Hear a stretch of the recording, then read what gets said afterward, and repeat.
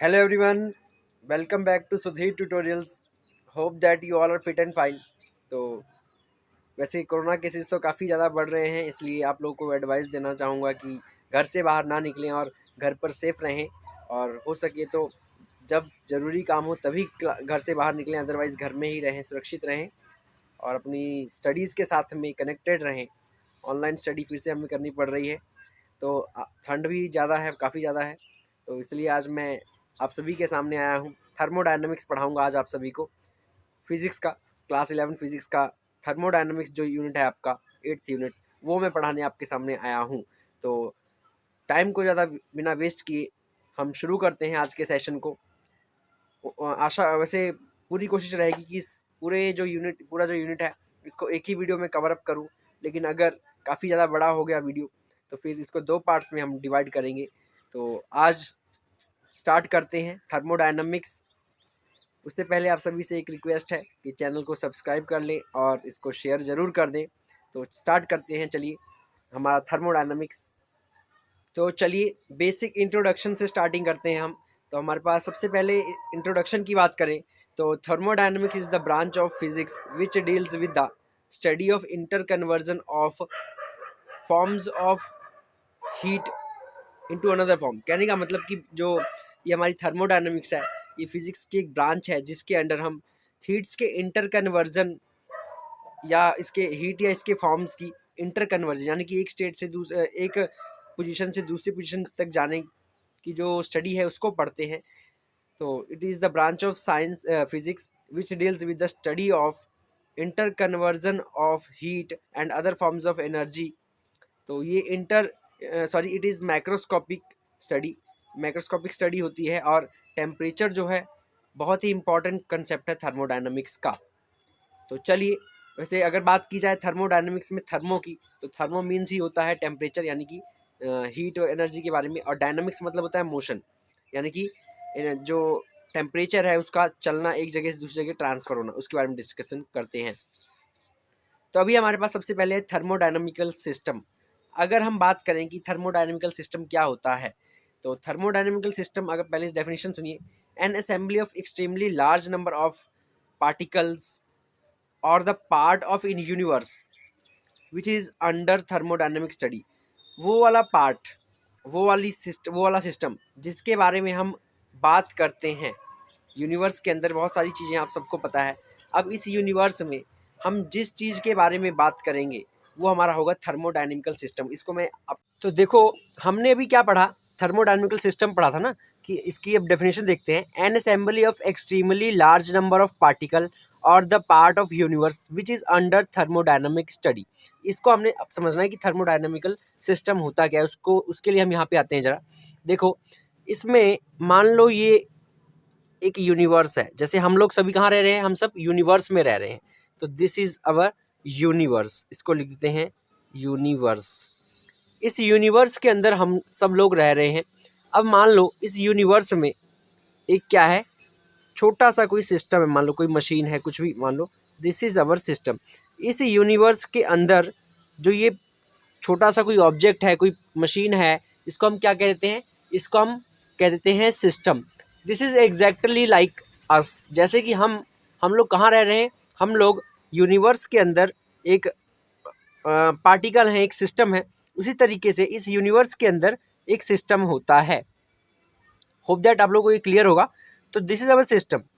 उसके बाद में हमारे पास आता है सराउंडिंग। तो सराउंडिंग क्या है, the part of universe other than system. तो मतलब कि यूनिवर्स का पार्ट जो सिस्टम के अलावा बचता है उसको हम क्या कहते हैं, ये सिस्टम है, ये यूनिवर्स है। इस यूनिवर्स में इस सिस्टम के अलावा जो भी स्पेस बची, यानी कि ये वाली जो भी स्पेस बची है, ये सारी क्या है हमारी, यानी कि इसके इर्द गिर्द जो भी स्पेस है, this is our surrounding, this is our surrounding.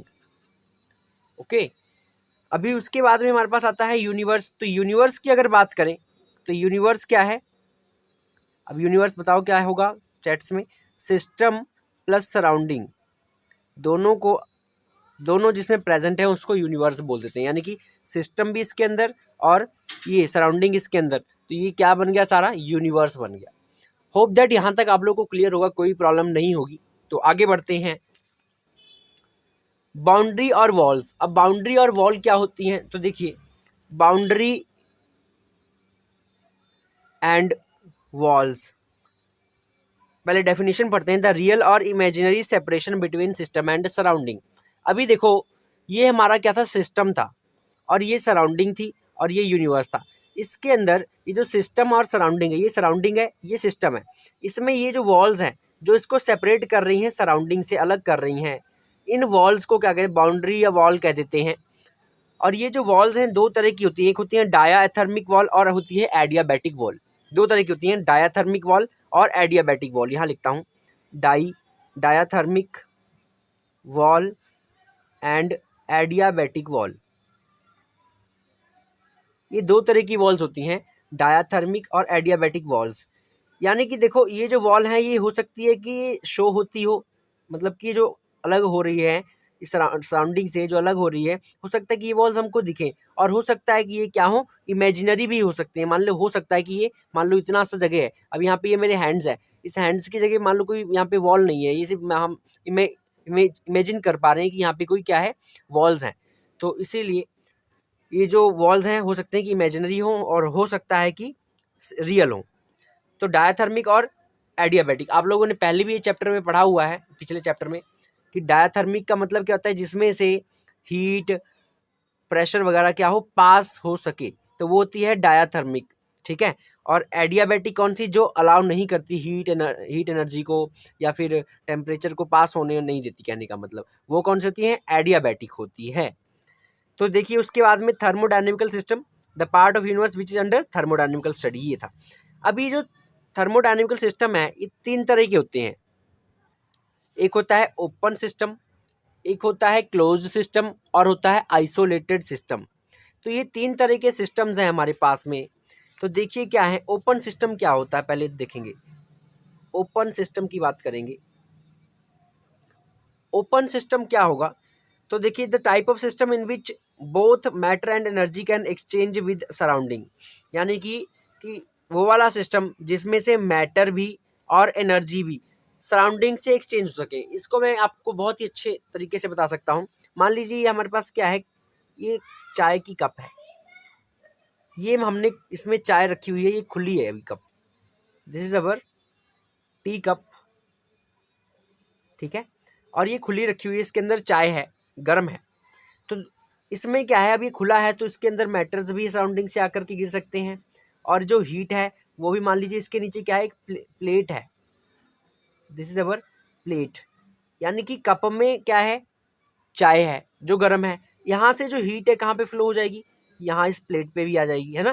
तो मतलब कि क्या है, सराउंडिंग के साथ में हीट भी, अब यहाँ पे ये जो हीट एनर्जी है क्या है, ये भी जा रही है, और मैटर्स भी कांटेक्ट में है, मतलब कि पार्टिकल्स होते हैं एयर में, वो भी क्या करेंगे, यहाँ पे आ सकते हैं, कप के अंदर गिर सकते हैं ना, क्योंकि खुला कप है, एनर्जी भी जो टेम्परेचर है वो भी जाएगा। तो इसलिए इसको इस तरह के जो सिस्टम है उसको हम कहते हैं ओपन सिस्टम। होप दैट ये भी क्लियर हो गया होगा आपको। इसके बाद में आता है क्लोज्ड सिस्टम। दोबारा से इसी चाय की कप पे रहिए, मान लीजिए ये दोबारा से हमारी ये टी की कप है। अभी हमने क्या किया, इस जो ये जो कप है इसको हमने क्या करना है, ढक देना है प्लेट से, हमने इसको ढक दिया। जब हमने इसको ढक दिया तो इसका जो सराउंडिंग से कांटेक्ट है वो कट हो गया, यानी कि इसकी डेफिनेशन नहीं पड़ी। तो the type of system in which only energy can exchange with surrounding, सिर्फ एनर्जी जो है एक्सचेंज होगी सराउंडिंग से, तो उस तरह के सिस्टम क्या कहते हैं, क्लोज्ड सिस्टम कह देते हैं। जैसे कि ये क्लोज्ड कपटी है, इसको हमने ढक दिया है, तो इसमें से क्या होगा कि जो सराउंडिंग में जो मैटर हैं वो इसके अंदर नहीं आ सकते, लेकिन जो हीट है, यानी कि ओनली एनर्जी कैन एक्सचेंज, सिर्फ जो हीट है वही सिर्फ जा सकती है, हीट फ्लो हो सकती है। मान लो ये नीचे प्लेट थी, तो यहाँ से हीट कहाँ फ्लो हो जाएगी, यहाँ इस प्लेट पे आ जाएगी। कहने का मतलब कि सिर्फ और सिर्फ हीट एक्सचेंज हो सकती है इसमें। उसके बाद में हमारे पास आता है आइसोलेटेड सिस्टम। आइसोलेटेड सिस्टम, अब ये आइसोलेटेड सिस्टम क्या है पहले पढ़ते हैं। The type of system in which neither matter nor energy can exchange with surrounding, उस तरह का सिस्टम जिसमें से ना तो हीट, ना ही मैटर, ना कोई भी एनर्जी क्या है ट्रांसफर हो सके, उस तरह की जो एनर्जी है उसको हम, उस तरह का जो सिस्टम है उसको आइसोलेटेड सिस्टम है कहते हैं। बहुत ही अच्छी एग्जांपल है इसकी, जो आप लोग मिल्टन की बॉटल नहीं यूज़ करते हैं, जिसमें आप लोग क्या चाय वगैरह रखते हो, जिसमें चाय रखते हो तो क्या होता है कि 8-8 10-10 कितनी कितनी टाइम तक वो जैसे ही आप डालते हो गर्म वैसी की वैसी गर्म ही रही आती है। तो उसके अंदर क्या होती है कि एडियाबैटिक वॉल होती है, जो क्या करती है, मान लो ये हमारी क्या है, यही बॉटल है मान लो। अभी इस बॉटल में यहाँ पे क्या होगा, ये एडियाबैटिक वॉल है, दिस इज एडियाबैटिक, ये एडियाबैटिक वॉल है। इसके अंदर अगर मैं चाय डालूंगा तो क्या है, ये एडियाबैटिक ना तो हीट ट्रांसफर होने देती है, ना ही तो प्रेशर, तो जैसा कि ना ही मैटर ट्रांसफर होगा ना ही तो कोई मैटर इसके अंदर जा सकता है ना आ सकता है, ऊपर से भी बंद होती है ना। तो मतलब कोई चीज़ जब ट्रांसफर नहीं होगी तो ये क्या हो गया, आइसोलेटेड सिस्टम हो गया। होप दैट ये भी आपको समझ आ गया होगा। तो आगे बढ़ते हैं, इतना आपको क्लियर होगा। उसके बाद में हम हमारे पास में है यहाँ पे इंटरनल एनर्जी ऑफ सिस्टम। तो देखिए, it is the total energy possessed by the system due to molecular motion and molecular configuration. It is represented by U, in other words kinetic energy plus potential energy of system is called total energy, internal energy of system. It is represented by U which is equal to U K plus U P. तो देखिए, internal energy की बात कर रहे हैं अभी यहाँ पे हम। तो इंटरनल एनर्जी क्या है, देखो, इंटरनल एनर्जी ऑफ सिस्टम। देखो, ये हमारे पास कोई सिस्टम है, इस सिस्टम के अंदर पार्टिकल्स भी हैं। ये जो पार्टिकल्स हैं ये मोशन में है। अब ये जो मोशन करेंगे तो उससे क्या होगा कि ये एक दूसरे से धार धार टकराएंगे, है ना। ये लो ऐसे ऐसे टकराएंगे, जब ये आपस में टकराएंगे तो उससे क्या है, एनर्जी जो है क्या होगी, प्रोड्यूस होगी। तो मतलब इसके अंदर की जो टोटल एनर्जी है, इसमें दो तरह की एनर्जी होगी, एक तो काइनेटिक एनर्जी और दूसरी पोटेंशियल एनर्जी। ये दो तरह की एनर्जी इसके अंदर होंगी। तो इसके जो अंदर के जो मॉलिक्यूल्स हैं, इस सिस्टम के अंदर जो मॉलिक्यूल्स हैं उनका टकराना, और इससे क्या है, एनर्जी प्रोड्यूस हुई, kinetic energy, potential energy produce हुई। मतलब इस सिस्टम के अंदर की सारी जो एनर्जी है, ठीक है, it is the total energy possessed by the system. मतलब कि सिस्टम के द्वारा जितनी भी एनर्जी पोजेस की जा रही है उसको हम क्या कहेंगे, तो total internal energy of system. इसको हम यू से रिप्रेजेंट कर देते हैं। तो अगर टोटल इंटरनल एनर्जी की बात करें तो यू के मतलब यू के किसको बोलते हैं, काइनेटिक एनर्जी प्लस यूपी, यानी कि you potential energy, you kinetic और यू पोटेंशियल। तो ये हमारी क्या बनेगी, total kinetic, total internal energy. Okay, उसके बाद हमारे पास है थर्मोडायनेमिकल स्टेट वेरिएबल्स। तो थर्मोडायनेमिकल स्टेट वेरिएबल कौन से हैं, all those parameters that determine thermodynamical state of system.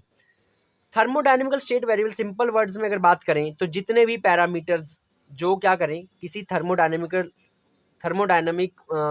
System की स्टेट के बारे में बताएं, उसको क्या कहेंगे, थर्मोडायनेमिक स्टेट वेरिएबल। सपोज करिए ये फिर से हमारे पास क्या है, ये कोई सिस्टम है, इस सिस्टम पे क्या क्या होगा, प्रेशर होगा, टेम्परेचर होगा, वॉल्यूम होगा, है ना। तो ये जो वॉल्यूम, प्रेशर, टेम्परेचर है, ये चीज़ें हमें क्या बताएंगी, इसकी स्टेट बताएंगी। तीनों मिलके हमें सिस्टम की स्टेट बताएंगे, स्टेट ऑफ सिस्टम, ये चीज़ें बताएंगी। तो ये हमारे वॉल्यूम, प्रेशर, टेम्परेचर, ये कंपोजिशन, ये सब चीज़ें हमारी क्या हो गई, ये सब हो गई हमारी थर्मोडायनेमिक, मास भी होता है, थर्मोडायनेमिक स्टेट वेरिएबल्स हो गई। इसके दो पार्ट्स होते हैं, एक होता है इंटेंसिव स्टेट वेरिएबल, दूसरा एक्सटेंसिव स्टेट वेरिएबल। तो देखिए, इंटेंसिव स्टेट वेरिएबल क्या है, independent of size of system. ये जो सिस्टम है हमारा, इसके साइज से कोई लेना देना नहीं है, वो होते हैं intensive state variable. Intensive state variable तो कौन से हैं, देखिए, इंटेंसिव स्टेट वेरिएबल, ये सिस्टम है, इस सिस्टम में से अब थोड़ा साफ लिखता हूँ, इंटेंसिव स्टेट वेरिएबल क्या होगा, इस सिस्टम में, इस सिस्टम का क्या साइज है, छोटा है या बड़ा है, इसका कोई लेना देना नहीं है, वो होंगे इंटेंसिव स्टेट वेरिएबल। जैसे कि कौन कौन सी चीज़, प्रेशर हो गई, टेम्परेचर हो गई, डेंसिटी हो गई, ये सब क्या है, इंटेंसिव हैं, इंटेंसिव हैं। क्यों, क्योंकि ये सब चीज़ें चाहे साइज छोटा हो या बड़ा हो, उसका प्रेशर, टेम्परेचर, इन सब चीज़ों पे कोई इफेक्ट नहीं होने वाला। दूसरी चीज़ है extensive state variable. Extensive state variable, तो एक्सटेंसिव स्टेट वेरिएबल क्या है? ये क्या है, साइज पे डिपेंड करती हैं। क्या करती हैं? साइज पे डिपेंड करती हैं। जैसे कि ये हमारे पास सिस्टम था, इस सिस्टम का जो एक्सटेंसिव स्टेट वेरिएबल है किस पे डिपेंड करेगा? वॉल्यूम पे, मास, इंटरनल एनर्जी, मतलब कि ये सब चीज़ें जो है इसके साइज पे डिपेंड करती हैं। जितना बड़ा वॉल्यूम होगा, सॉरी जितना बड़ा वेसल होगा तो वॉल्यूम क्या होगा? उतना ज़्यादा होगा। जितना बड़ा वेसल होगा उतना ही ज़्यादा क्या होगा? मास होगा। जितना ज़्यादा ये हमारा वेसल होगा उतनी ज़्यादा क्या होगा? इसका इंटरनल एनर्जी होगी, क्योंकि जितना बड़ा होगा उतने स्पेस वॉल्यूम मिलेगी और उतने ही ज़्यादा मॉलिक्यूल टकराएंगे, उतनी ज़्यादा इंटरनल एनर्जी प्रोड्यूस होगी। तो ये सब चीज़ें क्या हैं, कौन कौन सी हैं एक्सटेंसिव स्टेट वेरिएबल? वॉल्यूम हो गया, मास हो गया, इंटरनल एनर्जी हो गया, all are extensive state variables.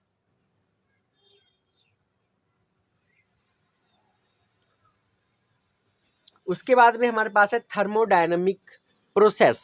क्या है? Thermodynamic process. तो देखिए थर्मोडायनामिक प्रोसेस क्या है? इट इज सैड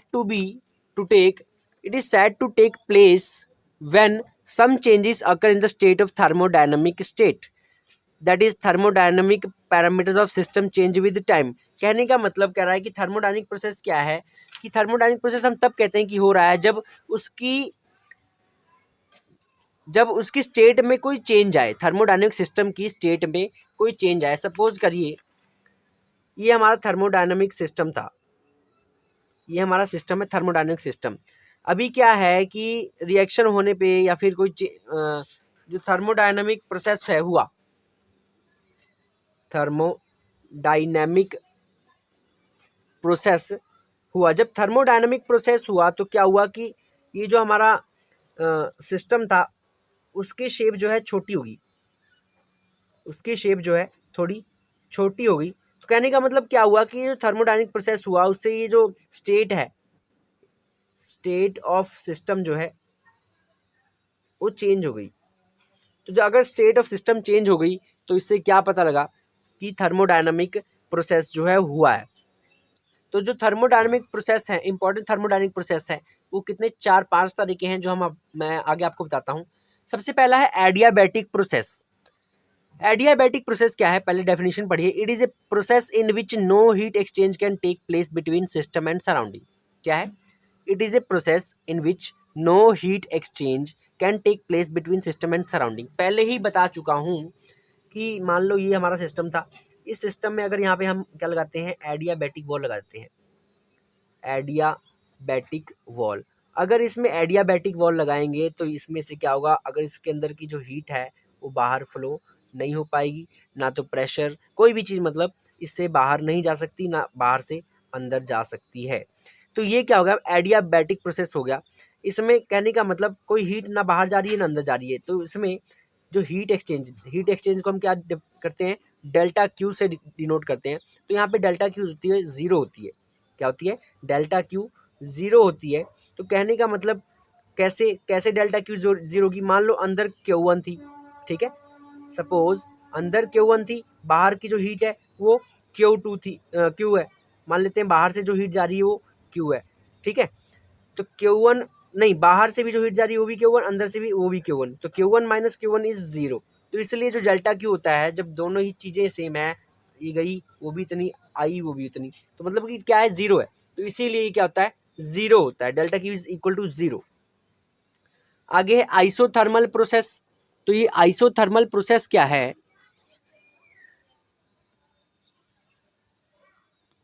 थोड़ा जूम कर लेते हैं, दिख नहीं रहा शायद आपको। तो देखिए इस आइसोथर्मल प्रोसेस में क्या है, it is a process in which temperature remains constant. Isothermal में क्या होता है कि जो टेम्परेचर है कांस्टेंट, आइसोथर्मल नाम से, आइसोथर्मल, आइसोथर्मल में क्या है, आइसो का मतलब होता है सेम, आइसो मीन्स सेम, और थर्मल मतलब टेम्परेचर, थर्मल मीन्स टेम्परेचर। तो आइसोथर्मल का मतलब हुआ कि same temperature, isothermal is same temperature. तो सेम टेम्परेचर है, ये वो प्रोसेस है, ये मान लीजिए हमारा सिस्टम, फिर से इस सिस्टम के अंदर जो टेम्परेचर है वो टी ही रहेगा। टी क्या रहेगा? कांस्टेंट रहेगा, सेम रहेगा, आइसोथर्मल तभी होगा। अब इसमें टेम्परेचर अगर सेम रहेगा तो कहने का मतलब पहले टेम्परेचर टी था, बाद में टेम्परेचर भी टी है, तो T minus T will be zero. तो यानी कि delta T change in temperature क्या हो जाएगा? जीरो हो जाएगा। तो इसलिए इसको क्या कहते हैं? आइसोथर्मल प्रोसेस कह देते हैं। उसके बाद में हमारा आता है आइसोबारिक प्रोसेस। आइसोबारिक प्रोसेस, तो आइसोबारिक प्रोसेस क्या है वो सुनिए। आइसोबारिक, आइसो मतलब फिर से सेम, बारिक मतलब प्रेशर, प्रेशर का वो है यूनिट है, तो इससे याद रखिए आइसोबारिक मतलब सेम या कांस्टेंट प्रेशर। तो वो वाला प्रोसेस जिसमें जो प्रेशर है वो कांस्टेंट रहेगा। तो देखिए पहले मान लीजिए यहाँ पे देखिए पहले टेम्परेचर क्या पहले प्रेशर पी था, बाद में प्रेशर भी पी है, तो क्योंकि कांस्टेंट है तो P minus P will be zero. तो यहाँ पे आइसोबारिक प्रोसेस में जो डेल्टा पी होता है वो हमेशा जीरो होता है। ठीक है जी, तो ये हो गया आपका आइसोबारिक प्रोसेस। उसके बाद में है आइसोकोरिक प्रोसेस, इसको यहाँ पे देख लेते हैं। Isochoric process, don't worry, Abhay don't worry, मैं तुम्हारा कमेंट देख पा रहा हूँ, टेंशन नहीं लेना। ये सारे जो नोट्स हैं मैं आप लोगों को अवेलेबल करवा दूंगा। ये जब हमारा चैप्टर खत्म होगा, इसका जो वीडियो सारे जब अपलोड हो जाएंगे तो उसके एंड में इनके जो नोट्स हैं, बहुत ही अच्छे नोट्स हैं, ये आप लोगों को कहीं नहीं मिलने वाले हैं, खुद के बनाए हुए मेरे। तो ये जो नोट्स हैं मैं अपलोड कर दूंगा, तो टेंशन ना लो। ये थोड़ा सा गंदा लिख रहा हूँ मैं, मुझे मालूम है, तो टेंशन मत लो, ये नोट्स जो है आपको अवेलेबल करवा दिए जाएंगे। तो आइसोकोरिक प्रोसेस कौन सा होता है? आइसो मतलब फिर से सेम, और कोरिक का मतलब वॉल्यूम, वॉल्यूम सेम रहेगा, तो वॉल्यूम कांस्टेंट रहेगा ऐसे में। आइसोकोरिक का मतलब वॉल्यूम जो है कांस्टेंट रहेगा। तो मान लो पहले वी वॉल्यूम वी था, बाद में वी रहा, क्योंकि कांस्टेंट है, तो V minus V is zero, है ना। तो वी माइनस वी जीरो, तो यहाँ पे डेल्टा वी जो होता है वो जीरो होता है। This is isochoric process. Hope that समझ आ रहा होगा। उसके बाद में हमारे पास है क्वासिस्टेटिक प्रोसेस। ये क्वासिस्टेटिक प्रोसेस क्या है एक्चुअल में? ए प्रोसेस और change in state variable of A thermodynamic system which is infinitely slow. ये वो प्रोसेस है थर्मोडायनेमिकल सिस्टम का जिसमें स्टेट वेरिएबल्स में जो चेंज है, ठीक है, किसमें? स्टेट वेरिएबल्स में चेंज जो है। स्टेट वेरिएबल कौन कौन से होते हैं? जैसे कि वॉल्यूम, प्रेशर, ये सब क्या स्टेट वेरिएबल है हमारे। तो ये जो स्टेट वेरिएबल है इनमें क्या है कि कोई चेंज ना आए, कह रहा है ये प्रोसेस, या आए तो लेकिन काफ़ी स्लो आए, तो उस तरह के प्रोसेस को हम कहते हैं क्वासिस्टेटिव प्रोसेस। ओके, आगे थर्मोडायनेमिकल इक्विलिब्रियम क्या है?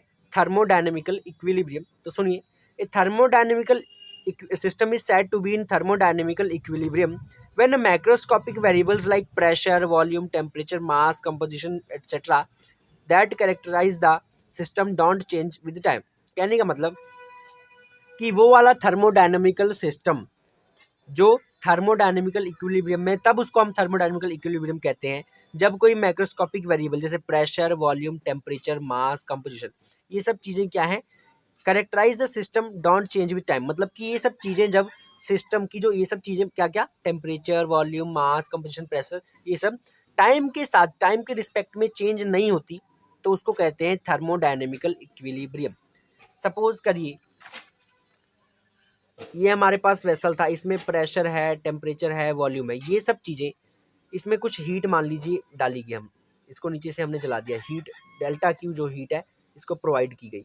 अब डेल्टा क्यू हीट प्रोवाइड की गई, तो कुछ समय बाद इसमें क्या है कि प्रेशर, टेम्परेचर, वॉल्यूम में नो चेंज आया, कोई चेंज नहीं आया, तो इस तरह की कंडीशन को हम कह देते हैं क्या? Thermodynamical equilibrium. Hope that understood. तो इस तरह के सिस्टम क्या कहते हैं? Thermodynamical equilibrium. तो the physical quantity that determines whether or not given system is in thermal equilibrium a with another system is called temperature. तो कह रहा है जो फिजिकल क्वांटिटी जो क्या है कि हो सकता है या हो सकता भी है, और ये हो भी सकता है या ना भी हो, जो सिस्टम की थर्मल इक्विलिब्रियम में है, कब? जब कोई सिस्टम क्या होगा, टेम्परेचर, उसका जो टेम्परेचर है चेंज नहीं हो रहा होगा। Physical quantity that determine whether or not given system is in thermal equilibrium, कि कोई जो सिस्टम है वो थर्मल इक्विलिब्रियम में है या नहीं, कोई जो सिस्टम है वो थर्मल इक्विलिब्रियम में है या नहीं, कैसे डिटरमाइन हो सकता है, जब उसका जब उसमें कोई चेंज ना आए तो उसको हम क्या कहेंगे, थर्मोडायनेमिकल इक्विलिब्रियम। आगे है difference between isothermal and adiabatic changes, किसमें आइसोथर्मल और एडियाबैटिक चेंजेस में क्या डिफरेंस है वो हम देख रहे हैं। तो देखिए इसमें एक चीज मेन है कि आइसोथर्मल में मैंने बताया था कि आइसो मतलब सेम, थर्मल मतलब टेम्परेचर, तो इसमें टेम्परेचर कांस्टेंट रहता है, तो मतलब टेम्परेचर रिमेन्स कांस्टेंट। और दूसरा है एडियाबैटिक चेंज। एडियाबैटिक चेंज क्या है, इसमें एडियाबैटिक में मैंने बताया था कि हीट कंटेंट क्या रहते हैं, कांस्टेंट रहते हैं, ना वो बाहर जाते हैं ना अंदर से बाहर आते हैं ना। दूसरी चीज system is thermally conducting to surrounding. अभी आइसोथर्मल जो है उसमें जो टेम्परेचर है वो क्या है, अंदर से बाहर जा सकती है हीट, बाहर से अंदर, ऐसा हो सकता है। लेकिन एडियाबैटिक जो है उसमें ऐसा नहीं होता है, तो system is thermally insulated from surrounding. तीसरी चीज द चेंजेस अकर स्लोली। जो आइसोथर्मल है उसमें जो चेंज होते हैं वो बहुत स्लो होते हैं, जबकि इधर चेंजेस अकर सडनली, मतलब अचानक से इसमें चेंज हो जाता है। जैसे कि मिल्टन की बोतल है, और मिल्टन की बोतल में क्या है, आपने चाय रखी है, अभी जब तक वो बंद है तब तक उसमें कोई मतलब दिक्कत नहीं आने वाली, लेकिन जैसे ही खोल देंगे तो चाय ठंडी हो जाएगी। फोर्थ है आई इंटरनल एनर्जी रिमेन्स कांस्टेंट, यानी कि इंटरनल एनर्जी जो है कांस्टेंट रहती है आइसोथर्मल में, क्योंकि डेल्टा टी जो है वो जीरो होता है, तो यानी कि delta U is equal to zero, internal change internal energy zero. But इधर इंटरनल एनर्जी जो है वो चेंज होती रहती है, क्योंकि एडियाबैटिक प्रोसेस।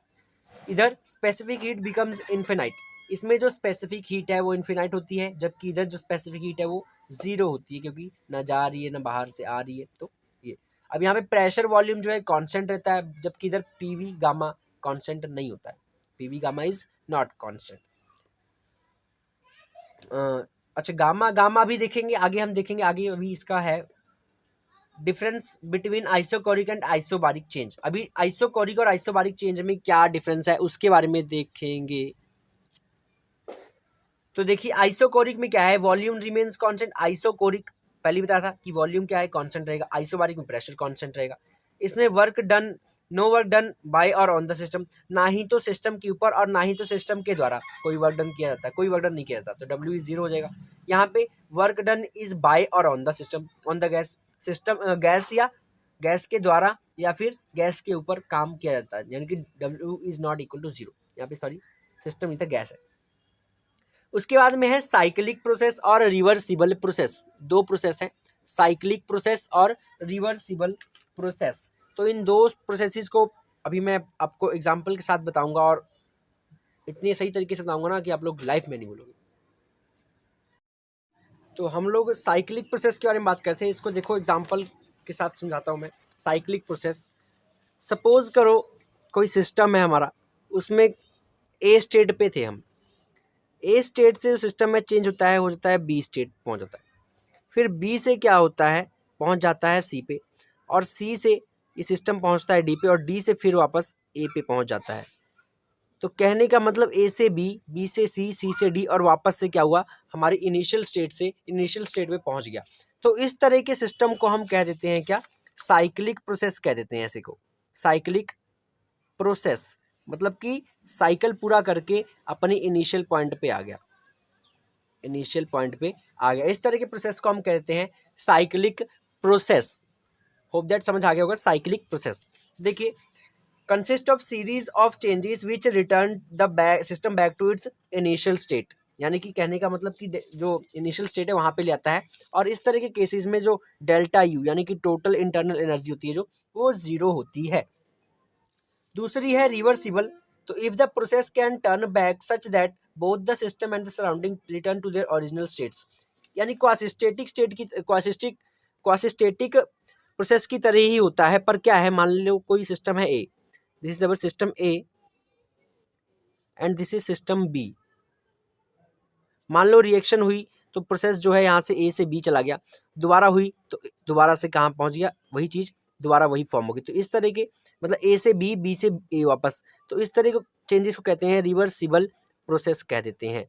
रिवर्सिबल वही मतलब है जो हम 6th-7th में पढ़ते होते हैं कि रिवर्सिबल इरिवर्सिबल चेंज, तो वही है reversible change is the change जिसमें ए से बी और बी से बी ए ऐसे हो सकता है। ओके, आगे चलते हैं।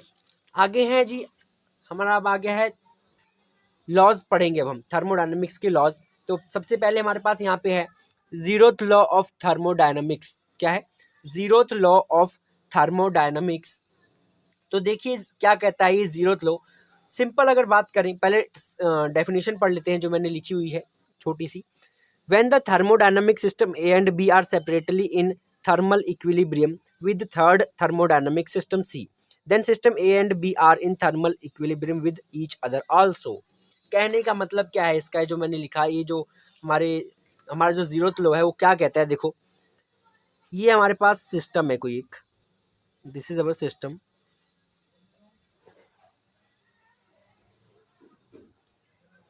ये हमारा क्या है?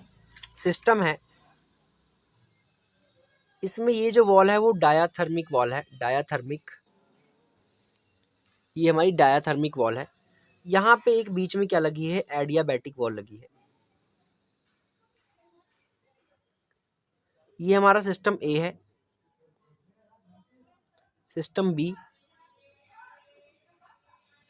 ये सिस्टम सी। ये जो तीन सिस्टम है इसमें यहाँ पे एडियाबैटिक वॉल लगी है, यहाँ पे डायाथर्मिक वॉल लगी है।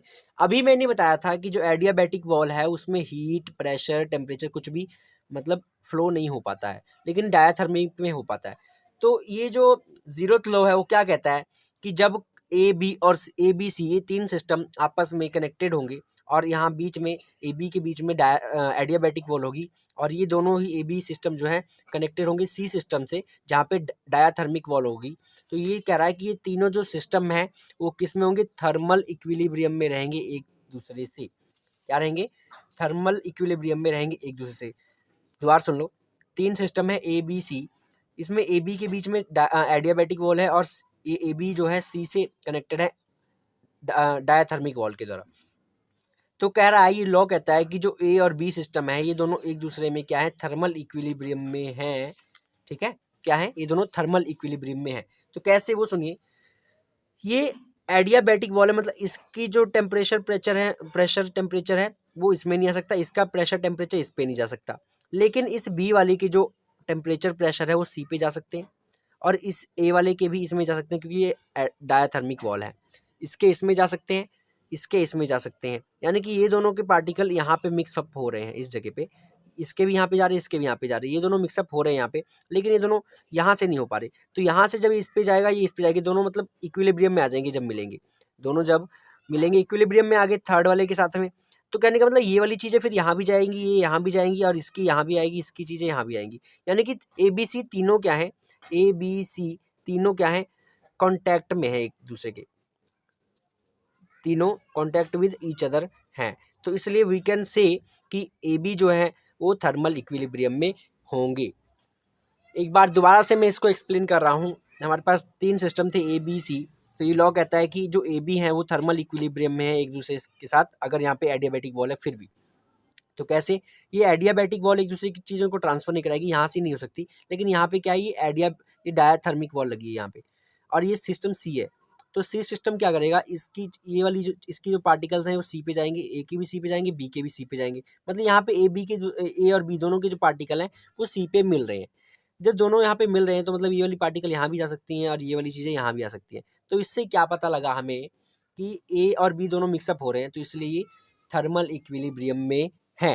ये था हमारा zeroth law of thermodynamics. This is our zeroth law of thermodynamics. Hope that आप लोगों को समझ आ गया होगा। इसी की दूसरी एक एग्जांपल सुनिए। मान लीजिए एक और सिस्टम है हमारे पास, this is system A, this is system B, बीच में क्या है? डायाथर्मिक वॉल है, डायाथर्मिक वॉल है।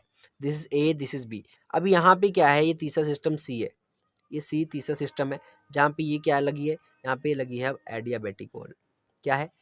एडियाबैटिक वॉल है, एडियाबैटिक वॉल। अब इस तरह की कंडीशन में जो ए वाली चीज़ें हैं वो बी से चीज़ें मिल रही हैं, अब बी वाली जो है ए से मिल रही हैं, क्योंकि ये डायाथर्मिक है। डायाथर्मिक मतलब ये यहाँ भी जा सकती है, ये वाली चीज़ें यहाँ आ सकती है ना, लेकिन ये दोनों चीज़ें जो है सी में नहीं जा सकती। कहने का मतलब ए और बी जो है इक्विलिब्रियम में होंगे, लेकिन ए बी जो है सी के साथ इक्विलिब्रियम में नहीं होंगे। ए बी जो है एक दूसरे के साथ इक्विलिब्रियम में हो सकते हैं, लेकिन जो ए बी जो है ये दोनों सी के साथ इक्विलिब्रियम में नहीं हो सकते, क्योंकि यहाँ पे क्या लगा है, एडियाबैटिक वॉल लगी है। होप दैट क्लियर होगा। आगे बढ़ते हैं। उसके बाद है हमारे पास फर्स्ट लॉ ऑफ थर्मोडायनामिक्स है। तो फर्स्ट लॉ ऑफ थर्मोडायनामिक्स क्या कहता है, सुनिए। Whenever heat is added to a system it transforms to an equal amount of energy in some other form. कहने का मतलब कि जब हीट जो है किसी सिस्टम, इसको मैं बताता हूँ एग्जाम्पल के साथ, तो रुकिए जरा 1 मिनट। देखिए जरा, यहाँ पे हमारे पास मैं कह रहा था, ये लो, ये हमारा कोई सिस्टम है, दिस इज अवर सिस्टम, ठीक है, ये हमारा सिस्टम है। और इस सिस्टम में मान लो इसमें हम थोड़ी सी हीट इसको प्रोवाइड करते हैं। क्या प्रोवाइड करना है, हीट, यानी कि मान लो डेल्टा क्यू हीट जो है हम इसको दे रहे हैं। अभी यहाँ पे एक पिस्टन लगा है, क्या लगा है, पिस्टन, यहाँ पे एक पिस्टन लगा हुआ है, फ्रिक्शनलेस पिस्टन लगा है। अभी ये जो फ्रिक्शन है, सॉरी पिस्टन है, ये डी क्यू जब हीट इसमें दी जाएगी तो यहाँ पे जो वर्क डन होगा वो मान लो हम कहते हैं डी डब्ल्यू वर्क डन होता है, और जो वॉल्यूम में चेंज आएगा वो डी वी वॉल्यूम में चेंज हो जाएगा, ठीक है।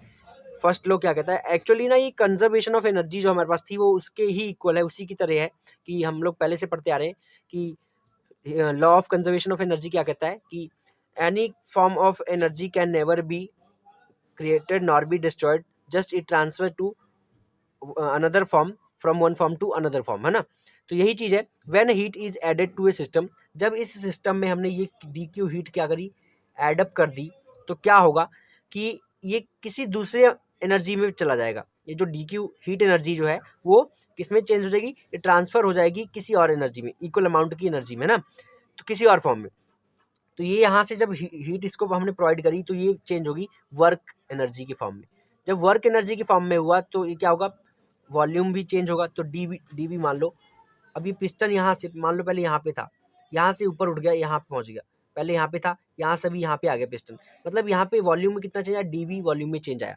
तो यही हमारा क्या कह रहा है, फर्स्ट लॉ ऑफ थर्मोडायनामिक कह रहा है कि जब हम कोई हीट सिस्टम को प्रोवाइड करते हैं तो वो सिस्टम क्या करता है, वो जो हीट है वो किसी और फॉर्म में चेंज हो जाती है, ठीक है, और कोई और जो कोई और फॉर्म ऑफ एनर्जी है वो बन जाती है। तो इसलिए हम लिख सकते हैं कि डी क्यू यानी कि टोटल हीट एनर्जी जो प्रोवाइड की जाती है किसके इक्वल होगी, वॉल्यूम और वर्क के चेंज के बराबर, यानी कि D Q is equal to D V plus D T, ये हमारे पास बन जाता है। D Q is equal to D V plus D Q, जो कि क्या है, जहाँ पे डी क्यू क्या है, हीट सप्लाई है, अमाउंट हीट सप्लाई है, डी वी क्या है, वॉल्यूम है, चेंज इन वॉल्यूम, और डी डब्ल्यू क्या है, वर्क डन, छोटा सा जो स्मॉल वर्क डन जो हुआ इसको यहाँ से यहाँ उठाने में, पहले यहाँ पे था ना, ठीक है। तो ये इतनी चीज़ थी, ये हमारा फर्स्ट लॉ ऑफ थर्मोडायनामिक्स था। उसके बाद में हमारे पास में है सेकंड लॉ ऑफ थर्मोडायनामिक्स। क्या है, सेकंड लॉ ऑफ थर्मोडायनामिक्स। तो जरा इसको भी सुन लो, ये क्या कह रहा है, इन्होंने क्या कहा, it is impossible to construct a heat engine which would absorb heat from a reservoir and convert 100% of heat absorb into work. कहने का मतलब बहुत ही सिंपल है, तीनों लॉ बहुत ही सिंपल है, ठीक है। ये कह रहा है कि सेकंड लॉ ऑफ थर्मोडायनामिक्स क्या कहता है कि ये इम्पॉसिबल है। मान लो ऐसे नहीं तुम लोग को समझ आएगा, ये देखो, ये मान लो कोई हमारा इंजन है, हीट इंजन है, ये हीट इंजन है, इसमें मान लो जो हीट सप्लाई होगी, जो हीट सप्लाई हुई किसी दूसरे सिस्टम पे, तो यहाँ से मान लो 100% हीट जो है यहाँ से गई, तो यहाँ पे जो हीट है वो कितनी, 90% यहाँ पे आई। यहाँ से हीट सप्लाई हुई 100%, यहाँ पे आई कितनी, 90%। तो मतलब कि यही कह रहा है कि it is impossible to construct a heat engine which would absorb, इस तरह का हीट इंजन कंस्ट्रक्ट करना इम्पॉसिबल है जो 100% हीट एनर्जी को यहाँ से लेकर के यहाँ तक शिफ्ट करे। कहने का मतलब it is impossible to construct a heat engine which would absorb heat from a reservoir and convert, इसको हीट को क्या करे, एब्जॉर्ब करे हीट यहाँ से रिजर्वायर से, और इस 100% हीट एनर्जी को इस वर्क में कन्वर्ट कर दे, इतना पॉसिबल नहीं है। यहाँ से 100% हीट एनर्जी ट्रांसफर हुई यहाँ पे, लेकिन यहाँ पे जो हीट एब्जॉर्ब हुआ, जो काम होगा वो 100% नहीं होगा, वो 100% से कम होगा। ये किसने कहा, सेकेंड लॉ ऑफ थर्मोडायनामिक्स ने कहा। या इन अदर वर्ड्स अगर देखें तो it is impossible to design a self acting machine aided by any external agency which would transfer heat from a body at a lower temperature to another body at higher temperature. कहने का मतलब देखो, simple सी example अगर लेते हो, मान लो आप 5 रोटियां खाते हो। अगर आप 5 रोटियां खाते हो तो जरूरी थोड़ी ना है कि 5 किलो वजन उठा पाओगे। अगर 5 रोटियां खाते हो तो जरूरी थोड़ी है कि 5 किलो वजन उठा पाओगे। हो सकता है आप 2 किलो वजन ही उठा पाओ। तो ये था हमारा सेकेंड लॉ ऑफ थर्मोडायनामिक्स। उसके बाद में कुछ फर्स्ट लॉ ऑफ थर्मोडायनामिक्स की कुछ लिमिटेशंस हैं, इसको हम कर लेते हैं। It does not indicate the direction in which change can अकर। जो लिमिटेशन है फर्स्ट लॉ की, ये हमने फर्स्ट लॉ यहाँ पे पढ़ा कि whenever heat is added to a system it transfer to an equal amount of energy in some other form. तो यही कह रहा है कि it does not indicate the direction in which the change can occur. मतलब कि ये नहीं बता पाता है, इस जो इसकी लिमिटेशन है फर्स्ट लॉ की, कि किस डायरेक्शन में जो चेंज है होने वाला है, ये नहीं बता पाता है। ये हम नहीं, ये फर्स्ट लॉ से हम नहीं अंदाजा लगा सकते कि जो चेंज है वो किस डायरेक्शन में होगा। ये किसी भी डायरेक्शन में हो सकता है। सेकेंड है heat does not flow from cold body to heat body. अब ये इसकी कमी है कि जो हीट है, ये कह रहा है फर्स्ट लॉ क्या कह रहा है कि जो हीट है वो कहाँ से, कोल्ड बॉडी से हीट बॉडी पे ट्रांसफर हो रही है, जबकि ये गलत है।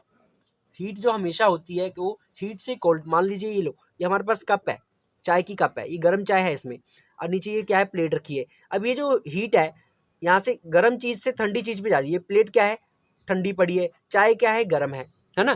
तो ये जो चाय है गर्म चीज़ है ना, टी इज हॉट। तो ये गर्म चीज़ जो है ठंडी में आ रही है, गर्म ठंडी में आ रही है। लेकिन जो फर्स्ट लोग कह रहा है कि कोल्ड से हीट ठंडी पे कोल्ड से हीट जो है गर्म पे जा रही है, यानी कि कोल्ड टू हीट जा रही है, जबकि ये गलत है। हीट हमेशा हीट से कोल्ड की तरफ जाती है, तो इसलिए ये भी गलत, ये इसकी लिमिटेशन थी। तीसरी चीज, when moving car is stopped by applying brakes work done against friction is converted into heat.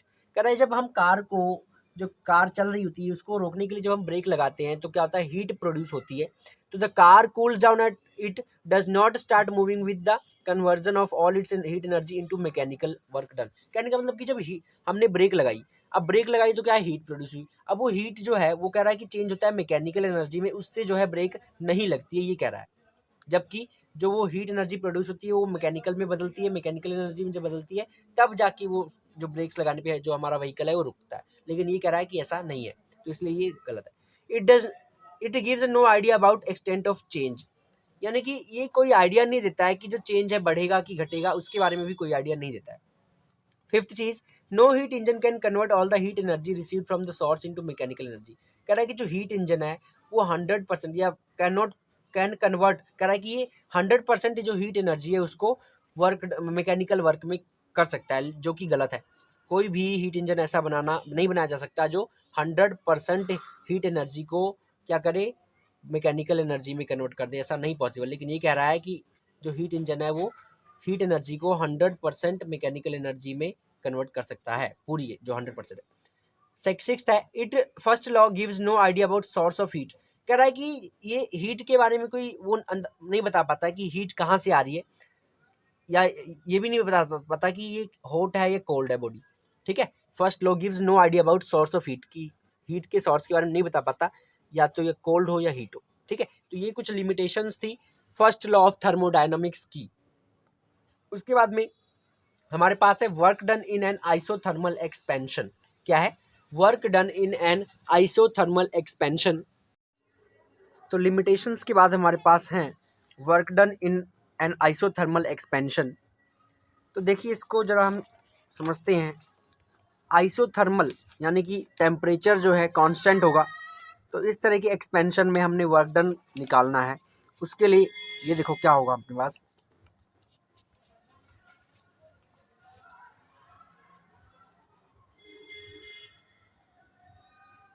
देखिए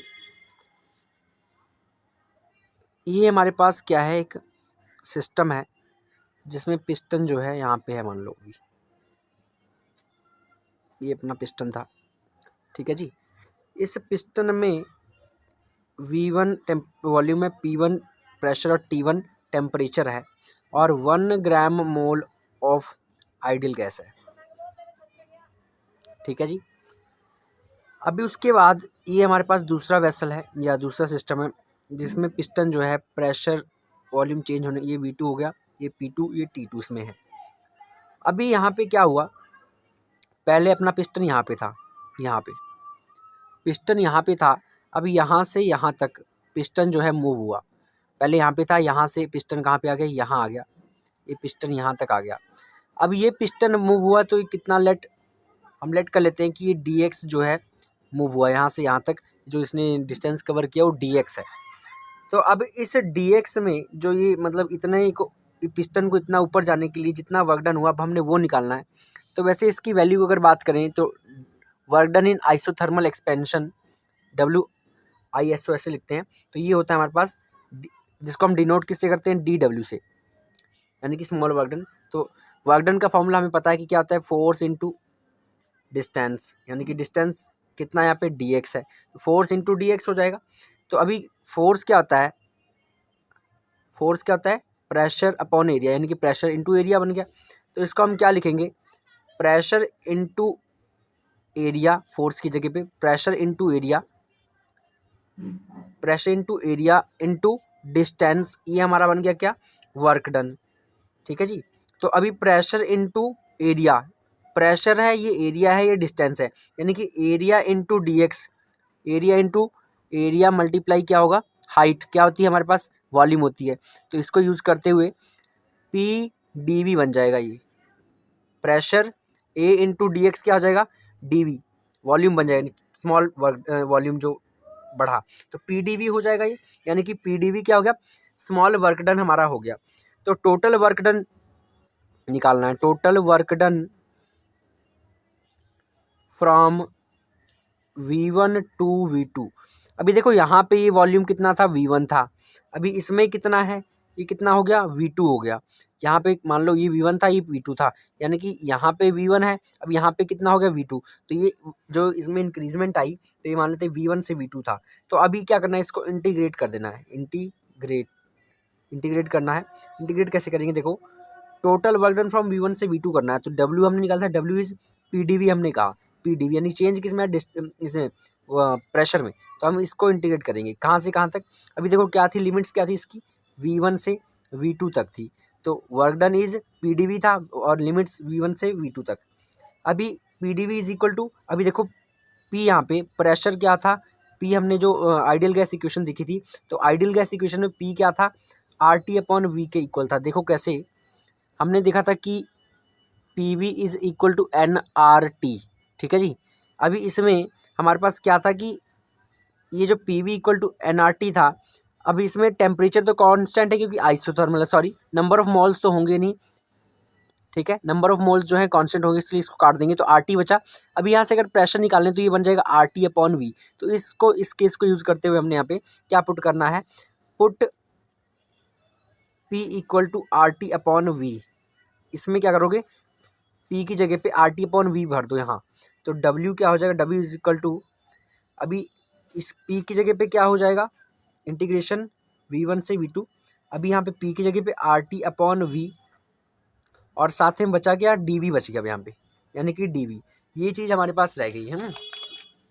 अभी उसके बाद में क्या है कि नंबर ऑफ मोल हमारे पास 1 ग्राम मोल दिए थे, इसलिए हमने यहाँ पे N को कट किया था, ठीक है। अभी यहाँ से PV इक्वल टू RT था, तो P equal to RT upon V भर दिया। अभी वर्क डन जो निकालना है, वर्क डन, तो वर्क डन क्या होगा, अब ये लिमिट वाला, ये इसको देखिए RT, इस और अंदर क्या बचा, इसको 1 अपॉन V बचा, RT अपॉन V जो है ना, इसमें से RT बाहर निकाल लो, अंदर क्या बचा, 1 अपॉन V बचा, इसकी लिमिट V1 से V2 और साथ में ये क्या है, DV साथ में है, क्योंकि RT जो है क्या है, because RT is constant, RT constant है, इसलिए RT बाहर निकाल लिया, अंदर बचा 1 अपॉन V इंटू DV, ये चीज़ बच गई हमारे पास।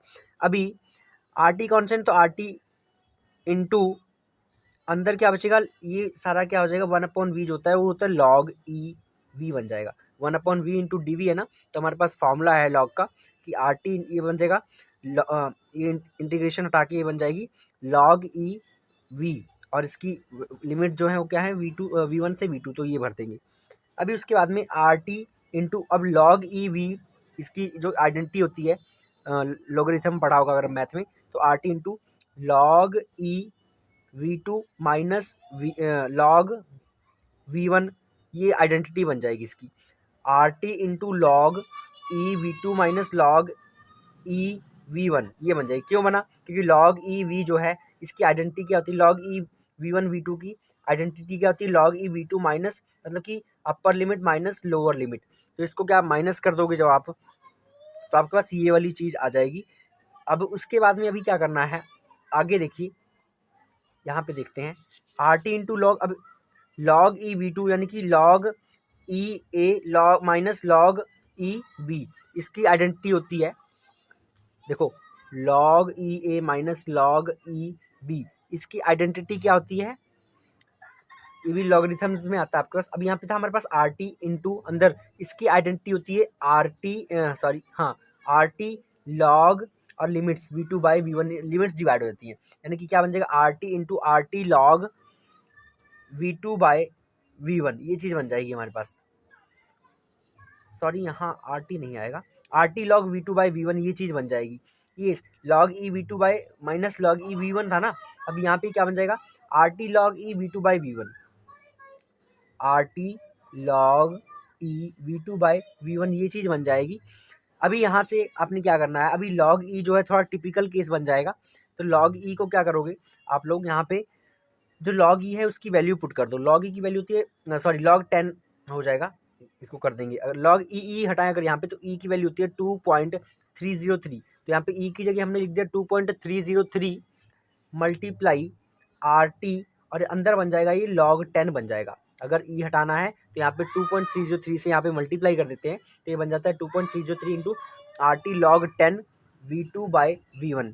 तो this is the required equation, this is our required formula for finding work done in an isothermal expansion. Hope that आप लोग को समझ आ गया होगा। एक बार फिर से देखिए हमारे पास क्या था, अब इसमें देख लेते हैं। ये दो हमारे पास क्या थे, दो सिस्टम थे, इसमें V1 P1 T1 temperature condition थे, टेम्परेचर दोनों में सॉरी कांस्टेंट था। यहाँ पे वॉल्यूम V1 P1 वॉल्यूम और प्रेशर ना, इसमें 1 ग्राम मोल ऑफ आइडल गैस थी, ये फ्रिक्शनलेस पिस्टन लगाया जो थर्मली कंडक्टिंग है। और ये दूसरा सिस्टम था जिसमें ये पिस्टन जो है क्या होता है, वर्क डन होने के बाद यहाँ पे आता है और ये dx डिस्टेंस जो है यहाँ से ऊपर उठ जाता है। इसमें वॉल्यूम V2 और प्रेशर P2 होता है, टेम्परेचर कॉन्स्टेंट होता है। तो देखो ये इसका फॉर्मूला होता है work done in isothermal RT log e V2 by V1, ये इसका फॉर्मूला है। तो अभी वर्क डन निकालना है, वर्क डन का फॉर्मूला हमें सिंपल पता है कि फोर्स इंटू डिस्टेंस होता है। तो फोर्स की जगह फोर्स की जगह डिस्टेंस क्या कवर किया है dx, तो यहाँ पे dx पुट कर देंगे। अभी फोर्स जो होता है वो प्रेशर इंटू एरिया होता है, ये भी हमें पता है। तो यहाँ पे फोर्स की जगह पे क्या प्रेशर इंटू एरिया पुट कर देंगे, तो फोर्स हो जाएगा कितना, प्रेशर इंटू एरिया।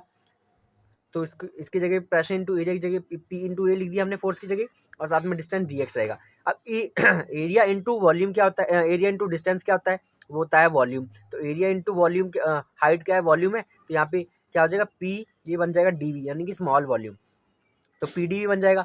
अभी टोटल वर्क डन निकालना है जो V2 से यहाँ V2 से V1 तक हुआ, सॉरी V1 से V2 तक हुआ, तो उसको निकालने के लिए इसको इंटीग्रेट कर देंगे PdV को। तो PdV को V1 से V2 तक इंटीग्रेट करोगे। अभी P जो होता है RT अपॉन V, क्योंकि PV इक्वल टू NRT होता है, जहाँ पे N नंबर ऑफ मोल 1 दिया है तो N वो खत्म हो जाएगा, बचेगा क्या PV इक्वल टू RT। तो यहाँ से अगर P निकालोगे तो RT अपॉन V हो जाएगा, तो इसलिए P हो जाएगा RT upon V into DV, जैसे कि यहाँ पे गिवन है। ये देखिए because PV equal to NRT, तो यहाँ पे N क्या है, 1 है, 1 मोल है, तो PV equal to RT upon V।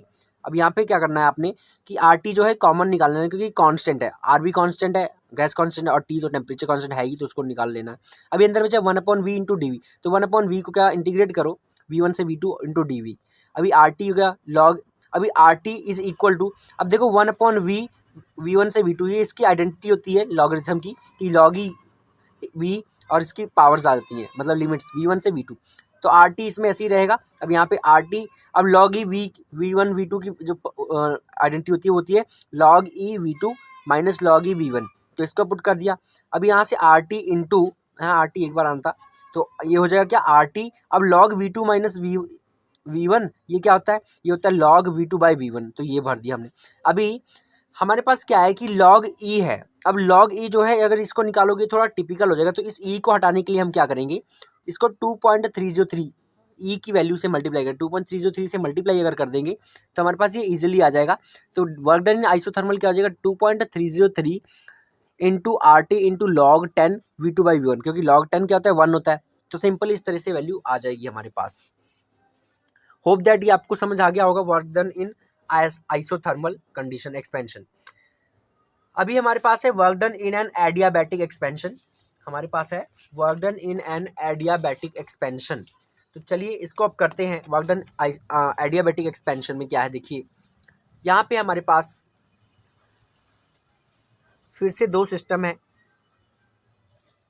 इस सिस्टम में क्या है, ये एडियाबैटिक वॉल लगी है। ये जो है एडियाबैटिक वॉल है, उसमें थर्मली कंडक्टिंग थी यानी कि डायथर्मल थी। इसमें एडियाबैटिक है। ये हमारा सिस्टम ए है। इसमें V1 P1 टेम्परेचर T1 है, ठीक है। और ये क्या है, ये दूसरा सिस्टम है।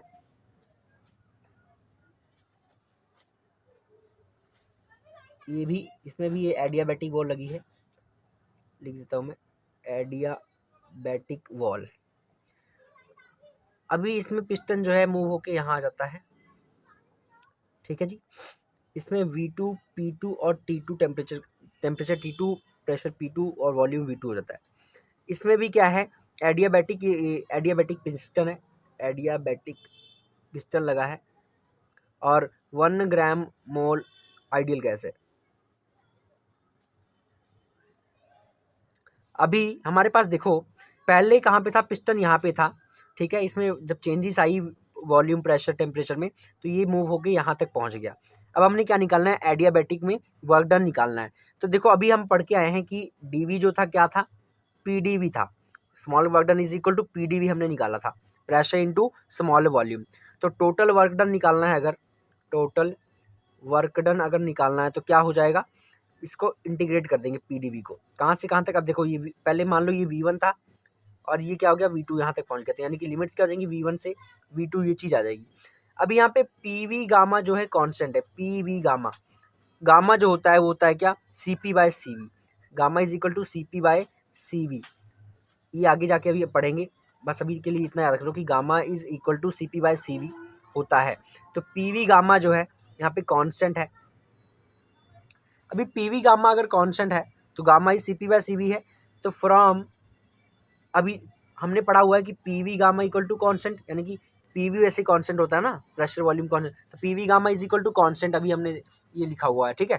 तो पी अगर यहाँ से निकालोगे तो पी क्या हो जाएगा, K अपॉन V गामा हो जाएगा अगर पी निकालोगे। तो अगर यहाँ से ये निकाला तो ये पी क्या बन जाएगा, KV गामा बन जाएगा। यानी कि पी की जगह पे KV गामा हम पुट कर सकते हैं, सब्स्टिट्यूट कर सकते हैं। अभी आगे देखिए क्या है, अब वर्क डन निकालना है तो वर्क डन आगे देखो, W is equal to KV। P की जगह पे हमने क्या पुट करना है, देखो PV गामा था ना, तो यहाँ पे पुट करेंगे क्या, पी की जगह पे क्या पुट के KV गामा। अभी यहाँ पे KV नेगेटिव गामा हो जाएगा, मैंने थोड़ा गलत कर दिया क्योंकि यहाँ पे पॉजिटिव था ना, तो जब इधर आएगा तो ये क्या बन जाएगा, नेगेटिव गामा हो जाएगा। ऊपर था ना तो इधर आएगा तो नेगेटिव गामा हो जाएगा, तो ये KV नेगेटिव गामा हो जाएगा। अब इसकी लिमिट्स क्या है, V1 से V2 है और साथ में क्या है, DV है। ये देखो PDV था ना, PDV था।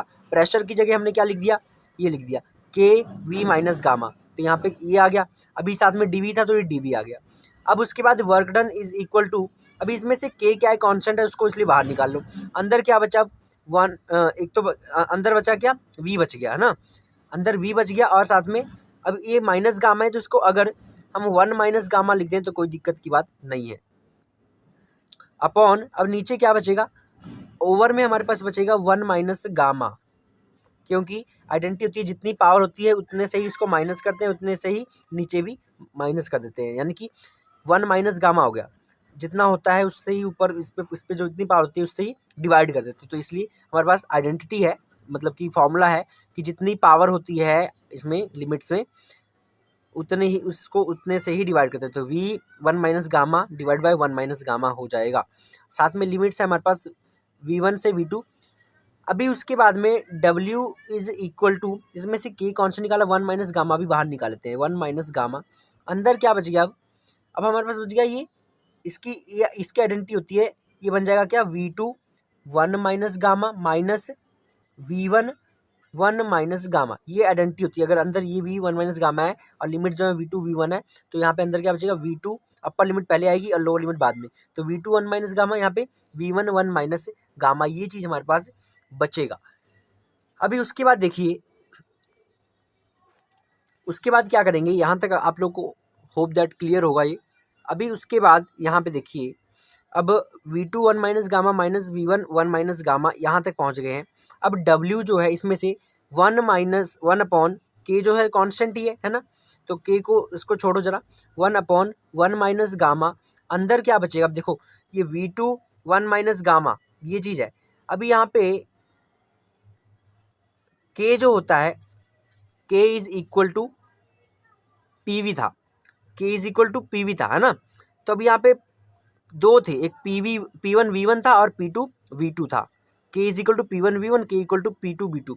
तो यहाँ पे जो हमारे पास K था, जो मैंने अंदर रख दिया, यहाँ पे जो K बाहर निकाला था उसको अंदर रखता हूँ अगर, तो K की जगह पे क्या लिख सकते हैं, P2 V2 गामा, और इधर P2 V2 गामा, और साथ में क्या था, ये V2 1 माइनस गामा, साथ में माइनस, अब क्या आ जाएगा, P1 V1 गामा, और यहाँ पे क्या है, V1 1 माइनस गामा, तो ये चीज़ आ जाएगी। अभी इसी तरीके से आगे देखिए, W is equal to 1 upon 1 minus gamma था, अंदर बचेगा ये P2 V2 और माइनस ये वाला P1 V1, ये चीज़ आ जाएगा। क्योंकि P1 V1 जो है होता है क्या, RT, और P2 V2 क्या हो जाएगा, RT2। ये थोड़ा सही नहीं है, मैं दोबारा किसी दूसरे पेज पे करके दिखाता हूँ, यहाँ समझ नहीं आएगा आपको, नहीं तो यहाँ से कंटिन्यू करते हैं दोबारा W से। W is equal to 1 upon 1 minus gamma, अभी यहाँ पे क्या है, P2 V2 गामा, और यहाँ पे V2 1 माइनस गामा, ये है हमारे पास। तो और साथ में क्या था, एक मिनट गलत हो गया, sorry. W is equal to 1 upon 1 minus gamma, ये था, अंदर P2 V2 गामा और V2 1 माइनस गामा था, साथ में बीच में माइनस P1 V1 गामा, और साथ में था V1 1 माइनस गामा, ये चीज़ थी हमारे पास। इसमें देखो अभी हमने क्या करना है कि V1 1 माइनस गामा जो है, अभी देखो W is equal to 1 upon 1 minus gamma. अब P2 V2 जो गामा है, इसको क्या कर सकते हैं, P2 V2 की पावर 1 माइनस ये वाला, इसको माइनस कर दो, इससे P1 V1 की पावर 1 हो जाएगी। क्योंकि P1 V1 जो होता है RT1, और P2 V2 क्या होता है, RT2। यहाँ पे लिख देता हूँ, because P1 V1 equal to RT1 और P2 V2 RT2 ये होता है, तो इसलिए यहाँ पे ये भर देंगे हम, ठीक है, और ये 1 अपॉन R1 माइनस गामा रहेगा। तो W यानी कि work done is equal to 1 upon 1 minus gamma, अंदर इसमें से ये P2 V2 क्या होता है, RT होता है, RT1 RT2, तो अंदर क्या आ जाएगा, RT2 माइनस इसकी जगह RT2, इसकी जगह पे RT1, ये चीज़ आ गई।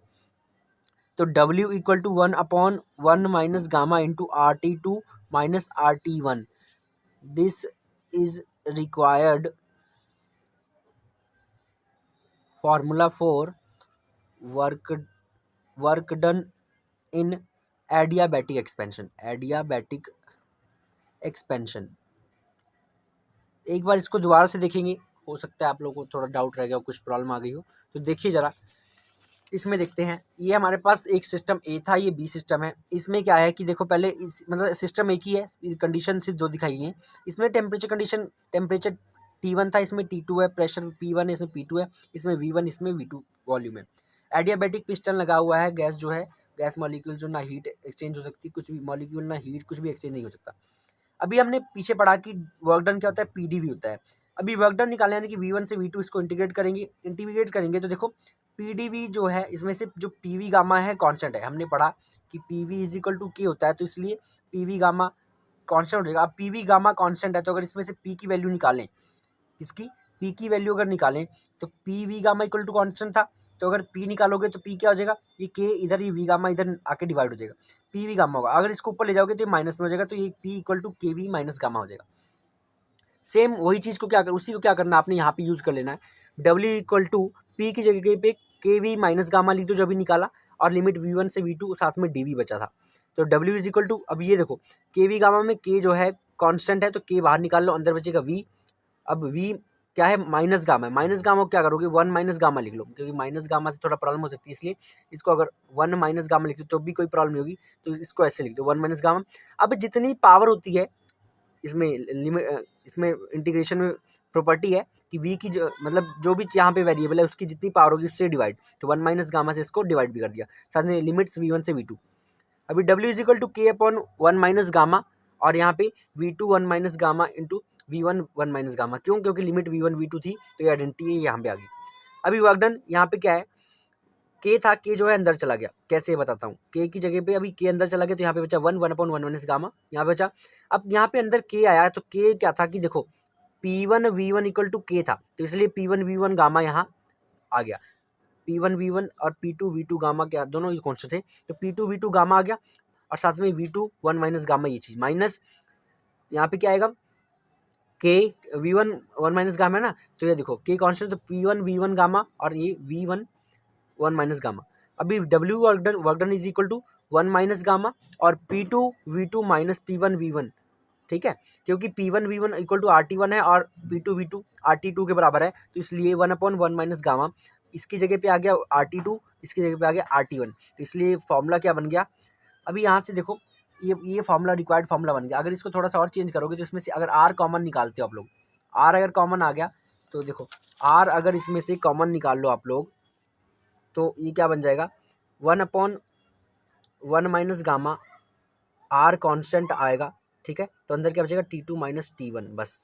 तो यही चीज़ है कि ये 1 अपॉन 1 माइनस गामा, अब यहाँ से R कॉमन निकालिए तो R upon 1 minus gamma T2 minus T1, this is the required equation या required formula for work done in adiabatic expansion, ठीक है जी। तो ये था हमारा क्या, work done in adiabatic expansion. अभी उसके बाद हमारे पास आता है हीट इंजन या एंड रेफ्रिजरेटर। हीट इंजन और रेफ्रिजरेटर के बारे में बात करेंगे, तो पहले हीट इंजन के बारे में बात करते हैं। Heat engine, it is a process in which heat energy is transfer to mechanical energy for doing work, it is made to undergo a cyclic process. कहने का मतलब हीट इंजन क्या होता है, ये एक प्रोसेस है। हीट इंजन क्या है, एक प्रोसेस है जिसमें से हीट एनर्जी को मैकेनिकल एनर्जी में ट्रांसफर किया जाता है ताकि कोई काम किया जा सके, ठीक है, क्या किया सके, काम वर्क किया जा सके। Heat energy is transfer to mechanical energy for doing some work, okay, तो ये हीट इंजन होता है। दूसरा है रेफ्रिजरेटर। तो रेफ्रिजरेटर क्या है, it is a device which uses electric energy to throw out the heat present in device and make that place cool. Refrigerator का देखो जनरल अगर बात करें हम, तो रेफ्रिजरेटर काम क्या होता है, चीज़ों को ठंडी रखना। तो क्या करता है कि जो रेफ्रिजरेटर है वो, वैसे तो हम लोग को पता है कि जो हीट है वो हॉट रीजन से कोल्ड रीजन की तरफ जाती है, लेकिन ये जो रेफ्रिजरेटर है उल्टा काम करता है। ये क्या करता है कि जो हीट है उसको कोल्ड रीजन से हीट रीजन की तरफ फेंकता है, ऑपोजिट काम करता है, हीट रीजन से कोल्ड की तरफ, सॉरी कोल्ड रीजन से हीट रीजन की तरफ बाहर निकालता है, क्योंकि फ्रिज के अंदर की जो गर्मी है ये क्या करता है, उसको इलेक्ट्रिक एनर्जी के द्वारा बाहर निकाल देता है, इसलिए हमारी जो चीज़ें हैं ठंडी रहती हैं। तो ये रेफ्रिजरेटर का प्रोसेस है। तो अभी आ गई हमारे पास एफिशिएंसी। पहले हीट इंजन जरा समझिए, हीट इंजन थोड़ा सा और। हीट इंजन में देखो, ये हीट इंजन क्या है कि हीट इंजन में 3 पार्ट्स होते हैं। हीट इंजन में 3 पार्ट्स होते हैं, देखो कैसे। हीट इंजन के 3 पार्ट्स होते हैं, कौन कौन से, ये देखो 1 2, ये आ गया अपना तीसरा। ये हीट इंजन के क्या 3 पार्ट्स होते हैं। This is our source heat reservoir, this is our working substance and this is our sink या कोल्ड रिजर्वॉयर, कोल्ड रिजर्वॉयर, ठीक है जी। अभी यहाँ से सोर्स से Q1 हीट मान लो यहाँ आ रही है और यहाँ से Q2 यहाँ आ रही है, ठीक है। यहाँ पे टेम्परेचर T2 है, यहाँ पे स्टार्टिंग में T1 टेम्परेचर होता है, Q1 जब हीट यहाँ से फ्लो हुई वर्किंग सब्सटेंस तक पहुंची, फिर आगे आता है Q2 और सिंक में जाते जाते वो टेम्परेचर T2 हो जाती है। अभी जो नेट हीट एब्जॉर्ब हुई 1 साइकिल में, इस पूरे प्रोसेस में, एक साइकिल में, वो मान लेते हैं कि DQ हीट है, ठीक है। तो DQ जो है कैसे निकाली जा सकती है, जो नेट हीट है उसको Q1 में से अगर Q2 को माइनस कर दे, जो यहाँ से हीट गई और यहाँ से, इसको अगर इससे माइनस कर दें क्योंकि यहाँ से जितनी भी हीट जा रही है अगर इसमें से टोटल में से इसको माइनस कर देंगे तो हमारे पास टोटल DQ आ जाएगा। तो Q1 माइनस Q2। तो by first law of thermodynamics, अगर फर्स्ट लॉ थर्मोडायनामिक्स देखें तो क्या कहता था कि DQ जो है हमेशा इक्वल होता है किसके, DV प्लस DW के। हमने देखा था ना वहाँ पे कि फर्स्ट लॉ क्या कहता है, DQ equal to DV plus DW, हमने फॉर्मूला भी ऊपर वहाँ पे निकाला था। तो अभी यहाँ से DQ क्या था, Q1 माइनस Q2 था, तो DQ की जगह Q1 माइनस Q2 लिखा, और DV जो है क्या है, जीरो है, वॉल्यूम जो है, यानी कि वॉल्यूम में चेंज तो कोई आ नहीं रहा, तो अगर DV क्या है यहाँ पे जीरो है, क्योंकि वॉल्यूम में कोई चेंज आया नहीं तो जीरो, प्लस जो वर्क डन हो रहा है वो क्या है, DW है। अब ये जीरो क्यों है, क्योंकि साइक्लिक है, ठीक है। तो Q1 minus Q2 equal to DW है। ये इसको क्या कहते हैं, हीट इंजन इफेक्ट कहते हैं, इज हीट इंजन इफेक्ट, यानी कि Q1 minus Q2 equal to DW is heat engine effect. ये हमारा सोर्स था जहाँ से हीट क्या थी, बन रही थी, और यहाँ से Q1 हीट जो है ट्रांसफर हुई वर्किंग सब्सटेंस तक। वर्किंग सब्सटेंस के बाद ये आगे Q2 हीट जो है सिंक में जा रही है, यहाँ जाके सारी जितनी भी हीट है सारी, मतलब हीट रहती नहीं है, कोल्ड हो जाती है वो, ठीक है, सब्सटेंस बिल्कुल कोल्ड हो जाता है, सिंक हो जाता है, तो यहाँ पे टेम्परेचर T2 हो जाता है। तो ये सब कंडीशन है किसकी, हीट इंजन इफेक्ट की। ये हीट इंजन इफेक्ट हो गया हमारा। आगे thermal efficiency of heat engine. Thermal efficiency की बात करें, अगर वैसे आप लोगों से बात की जाए कि एफिशिएंसी क्या है, तो एफिशिएंसी देखो सिंपल, मैं दूसरे मेथड से आप लोगों को बताता हूँ। मान लो एक लड़का है, suppose we have a boy, एक लड़का A है, एक लड़की B है। ये लड़का जो है अगर 5 रोटियां खाता है तो ये 1000 या 10,000 जो ईंटें हैं उठा सकता है, 10,000 ईंट उठा सकता है।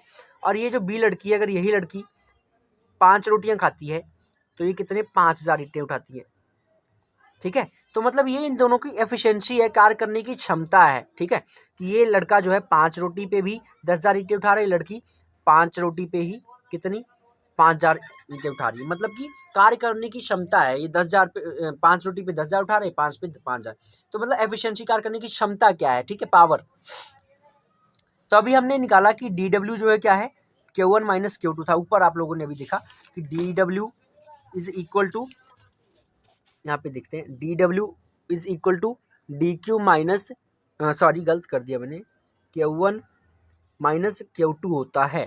अभी efficiency is defined as ability of something for consumption. Suppose you have a bulb who consumes 10 joule electric energy gives light energy of 4 joule. मतलब कह रहा है एक बल्ब है मान लो जो 10 जूल की इलेक्ट्रिक एनर्जी देता है और 4 जूल की जो है लाइट एनर्जी देता है, जो कि उसका आउटपुट है। तो एफिशिएंसी इसकी क्या हो जाएगी, इस बल्ब की अगर एफिशिएंसी की बात करें, आउटपुट जो दे रहा है और जो इनपुट दे रहा है उसको क्या करना है, डिवाइड कर देना है, ठीक है। यानी कि आउटपुट कितनी दे रहा है, 4 जूल, और उसने ली कितनी थी, 10 जूल। 10 जूल की एनर्जी ले रहा था, 4 जूल की लाइट दे रहा था, तो इनको डिवाइड करोगे तो आपके पास एफिशिएंसी आ जाएगी। इसी तरह अगर ये हमने जो बॉय वाला भी देखा था, अगर इस बॉय वाले की एफिशिएंसी अगर निकालें तो यहाँ पे अगर एफिशिएंसी निकालनी है तो एफिशिएंसी क्या हो जाएगी इसकी, एफिशिएंसी आउटपुट अपॉन इनपुट। यानी कि अगर इस लड़के की निकालें तो इस लड़की क्या हो जाएगी, आउटपुट कितनी रोटी, 5 खा रहा था और कितनी दे रहा था, 10,000। इनको डिवाइड कर देना तो आपकी एफिशिएंसी है। अगर लड़की की बात करें तो 5 रोटियां खाई थी, कितनी, 5,000 जो है उठाती है, तो कितना हो जाएगा, 515 1000, यानी कि ये क्या, इसका 1/1000 एफिशिएंसी आ जाएगी। और इसकी अगर निकालोगे तो 5 इसकी आ जाएगी 1/2000। तो ये चीज़ है, ये एफिशिएंसी है। तो इसको हम ईटा से डिनोट करते हैं। Efficiency is denoted by eta, efficiency is denoted by eta, this is ईटा। तो एफिशिएंसी को इस ईटा से डिनोट कर देते हैं। ईटा जो होती है क्या होती है, ओपी, यानी कि output by input, output by input. तो ये हमारे पास एफिशिएंसी आ जाएगी।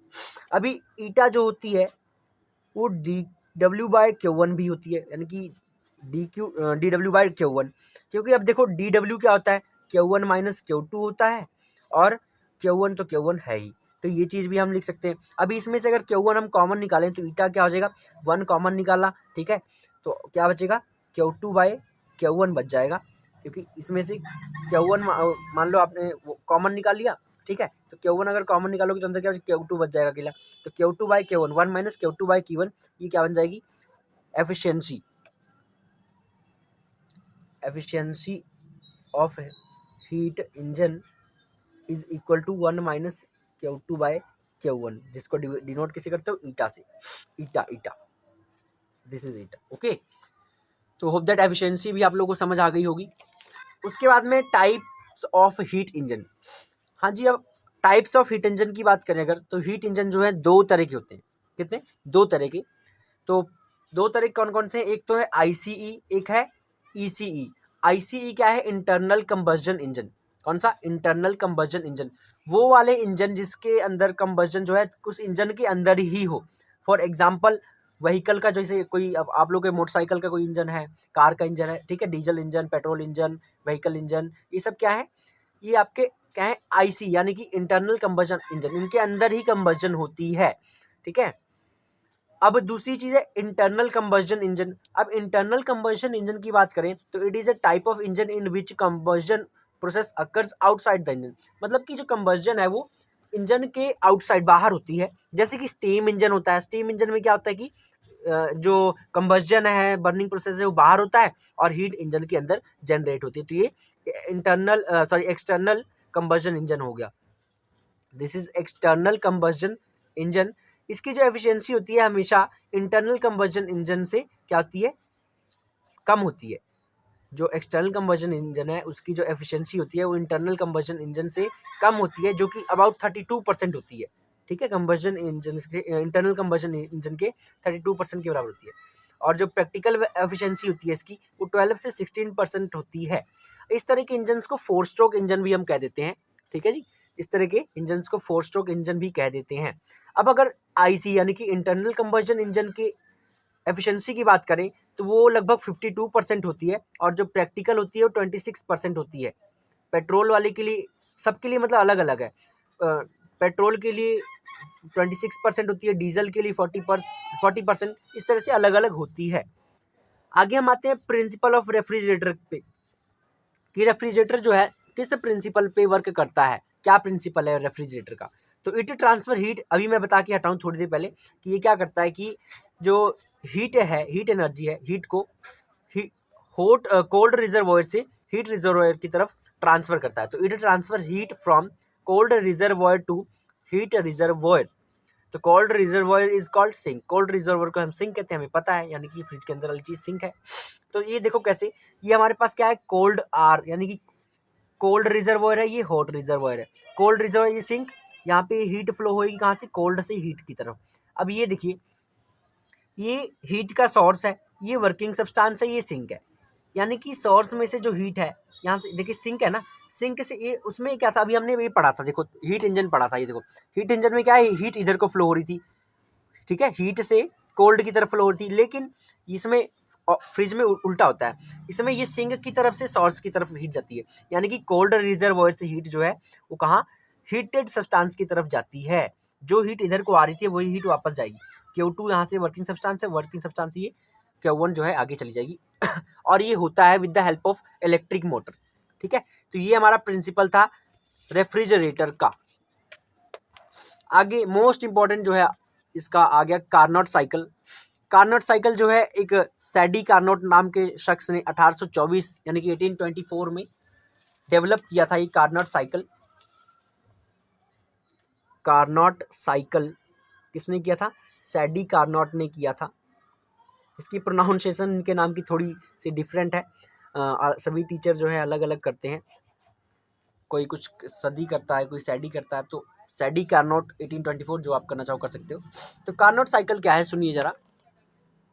The machine realizing this ideal cycle of operation is called an ideal heat engine और कार्नोट इंजन। यानी कि कोई ऐसी मशीन जो आइडियल साइकिल ऑपरेशन क्या करे, रियलाइज करे, महसूस करे, मतलब उसमें आइडियल साइकिल हो, ठीक है, आइडियल गैस उसमें हो और वो साइकिल चले, तो ऐसा ऑपरेशन जिस मशीन में हो रहा होगा उसको आइडियल हीट इंजन कह देते हैं या कार्नोट इंजन कह देते हैं। तो the machine realizing this ideal cycle of operation is called an ideal heat engine और कार्नोट इंजन।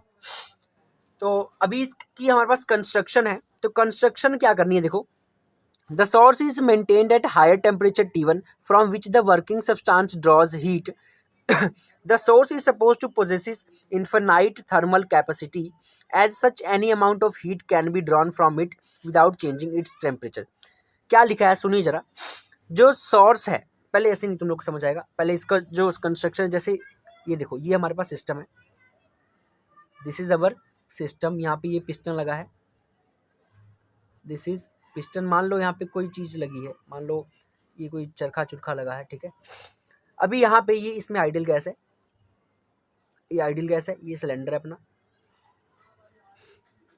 ये आ गया अपना इंसुलेटिंग पैड, ये एडियाबैटिक, ठीक है, ये आ गया अपना इंसुलेटिंग पैड जिस पे रखा गया ये सिस्टम, ठीक है जी।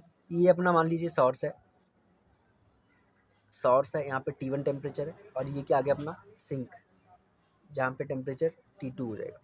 तो अभी देखो यहाँ पे कह रहा है कि the source is maintained at high temperature T1, जो सोर्स है उसको हाई टेम्परेचर T1 पे रखा जाता है, जहाँ से वर्किंग सब्सटेंस तक हीट जाती है। यानी कि ये वर्किंग सब्सटेंस अपना यहाँ से हीट यहाँ आई और यहाँ से ही इधर जाएगा, यानी कि यहाँ से जो Q1 हीट आई इधर जाएगी, ठीक है जी। तो substance heat draws heat, the source is suppose to possess infinite thermal capacity. अब जो सोर्स है इसमें इन्फिनाइट थर्मल कैपेसिटी होती है, बहुत ही ज़्यादा अमाउंट ऑफ हीट होती है। As such any amount of heat can be drawn from it, यानी कि जितनी अमाउंट ऑफ हीट हमें चाहिए हो वो हम इसमें से निकाल सकते हैं, इस सोर्स में से। तो यहाँ से जो हीट है इधर जाएगी, अभी यहाँ से इंसुलेटिंग पैड से ये यहाँ पे जाएगी, जब यहाँ जाएगी हीट, अभी यहाँ से ये इधर जाएगी, यहाँ से Q2 हीट जाती है, ठीक है। इसका टेम्परेचर चेंज नहीं होता, यहाँ पे भी T1 है तो यहाँ पे भी क्या रहेगा, T1 रहेगा। अब यहाँ से ये आते आते यहाँ पे T हो जाता है, T2 हो जाता है, सिंक में जाते जाते ठंडा होता है। यहाँ से Q1 हीट आई, यहाँ से इस पे गई, और फिर यहाँ से वापस ये Q2 जो हीट है यहाँ पे आती है, सिंक में आती है, यहाँ पे आके ठंडा हो जाता है। उसके बाद है सिंक ऑफ हीट। तो सिंक ऑफ हीट क्या कहता है सुनिए। The sink is maintained at a fixed lower temperature T2। अब ये जो सिंक था, यानी कि इसको क्या लोअर टेम्परेचर T2 पे रखा जाता है, to which any amount of heat can be rejected, ताकि अगर ये ठंडा होगा तो जितनी ज़्यादा मर्जी हीट इसमें आ जाए। यहाँ से मान लो Q1 हीट थी ज़्यादा, काफ़ी ज़्यादा हीट थी, वो इसमें जब आएगी तो ये तो ठंडी चीज़ पड़ी है, और जब कोई चीज़ ठंडी होती है तो उस पर हीट का इफेक्ट कम होता है। मान लो देखो क्या होता है कि जैसे पानी, कोई एक पानी गर्म है, बहुत गर्म है, उसमें अगर तुम ठंडा पानी डाल देते हो तो वो पानी क्या होता है, नॉर्मल हो जाता है। तो वही चीज़ है कि अगर इस सोर्स में बहुत ज़्यादा अमाउंट ऑफ हीट यहाँ से जा रही थी, यहाँ से Q1 गई, Q2 थोड़ी ठंडी होगी, फिर यहाँ पे जाती जाती है, ये तो सिंक तो हमारा कोल्ड चीज़ है, तो यानी कि हीट जब इसमें आएगी तो क्या करेगी, इसको रिजेक्ट कर देगी इसकी हीट को, तो इसलिए ये सिंक जो है यहाँ पे आती है। अब as such it temperature remain constant T2, ताकि इसका कॉन्स्टेंट T2 रहे, यानी कि नॉर्मल रहे, जैसा कि मैंने अभी एग्जाम्पल बताया। तो कोई भी अमाउंट चाहे आ जाए वो यहाँ से आके रिजेक्ट ही होगी। तो ये सिंक ऑफ हीट थी हमारी। उसके बाद है हमारे पास वर्किंग सब्सटेंस। तो वर्किंग सब्सटेंस में क्या है सुनो, a perfect gas acts as the working substance. अब कोई गैस जैसे आइडियल गैस है ये एक वर्किंग सब्सटेंस है। It is contained in a cylinder with perfectly non conducting and frictionless piston. इसको इस पिस्टन में, इस सिलेंडर में रखा जाता है, ये इसके अंदर आइडियल गैस है, फ्रिक्शनलेस पिस्टन है, इस पे रखा जाता है, ठीक है। Apart from these essential parts, इनके द्वारा there is a perfectly insulating stand. इसको किस पे रखा था, एक इंसुलेटिंग स्टैंड होता है, परफेक्टली इंसुलेटिंग स्टैंड होता है, ये पैड होता है जिसके ऊपर इस सिलेंडर को प्लेस किया जाए, रखा जाए, ठीक है। तो ये हमारा वर्किंग सब्सटेंस, यानी कि वर्किंग सब्सटेंस हमारा ये सिलेंडर है, इस सिलेंडर के अंदर आइडियल गैस है, इसमें पिस्टन लगा है, और ये इसके ऊपर ये लगा हुआ है जो ये राउंड अप घूमेगा इस हीट की वजह से।